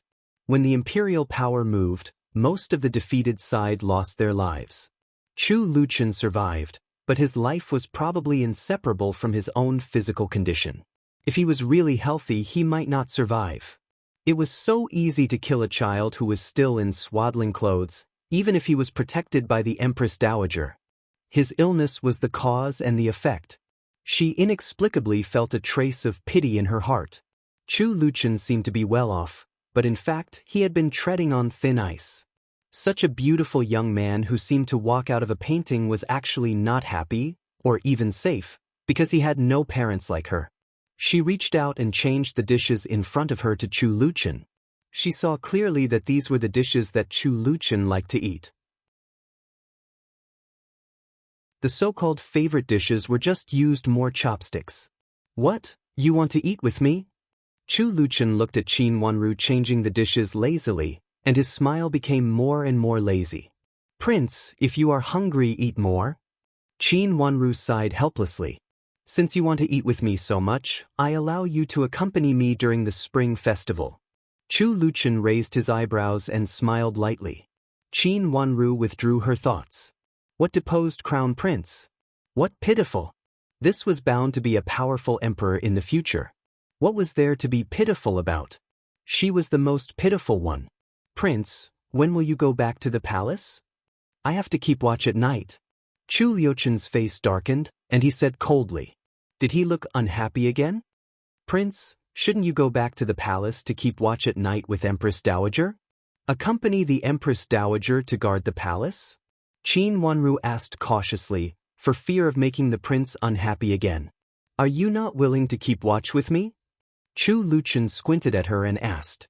I dare not, but I have been out for a long time, and I am afraid that my grandmother and mother will be worried. Qin Wanru said more cautiously.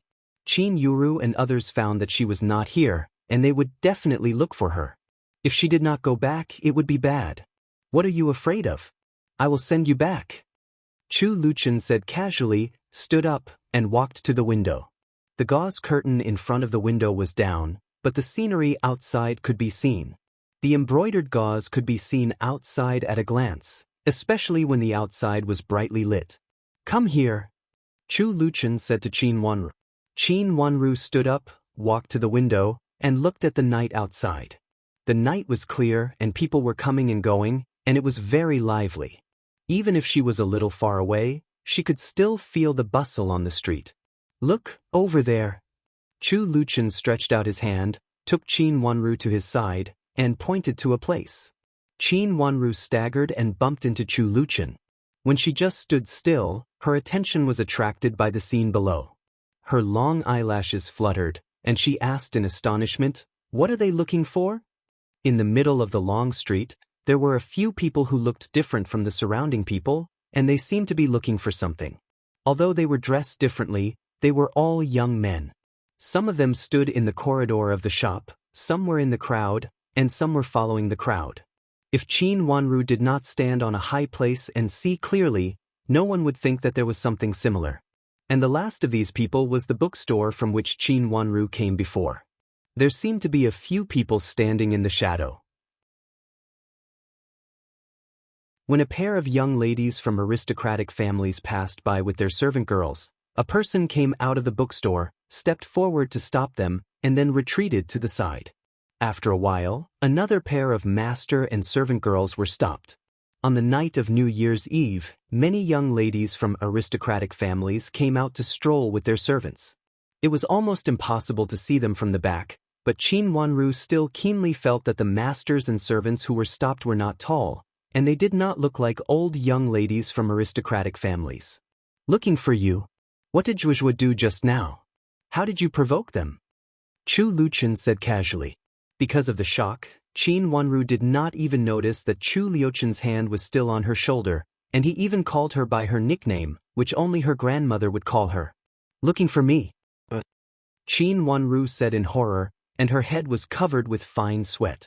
If she had been hiding at the entrance of the alley, she might have been found. Although she thought that the shopkeeper would send people to look for her, she did not expect that he would send so many people. What was the meaning of that calligraphy? "What did you do just now?"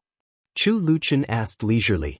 After patting Qin Wanru's thin shoulder with his slender fingers, he took the opportunity to touch her black hair.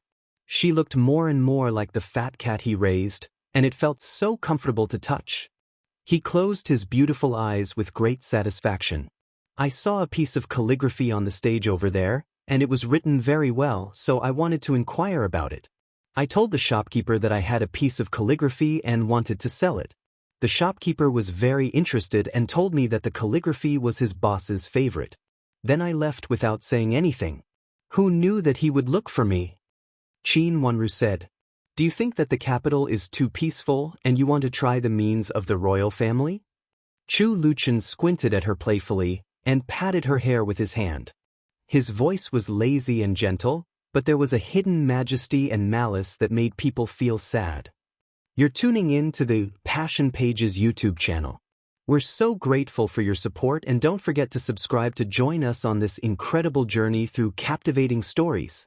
Your generosity through donations truly makes a world of difference, as it's the primary source of revenue that allows me to expand and enhance this channel for you.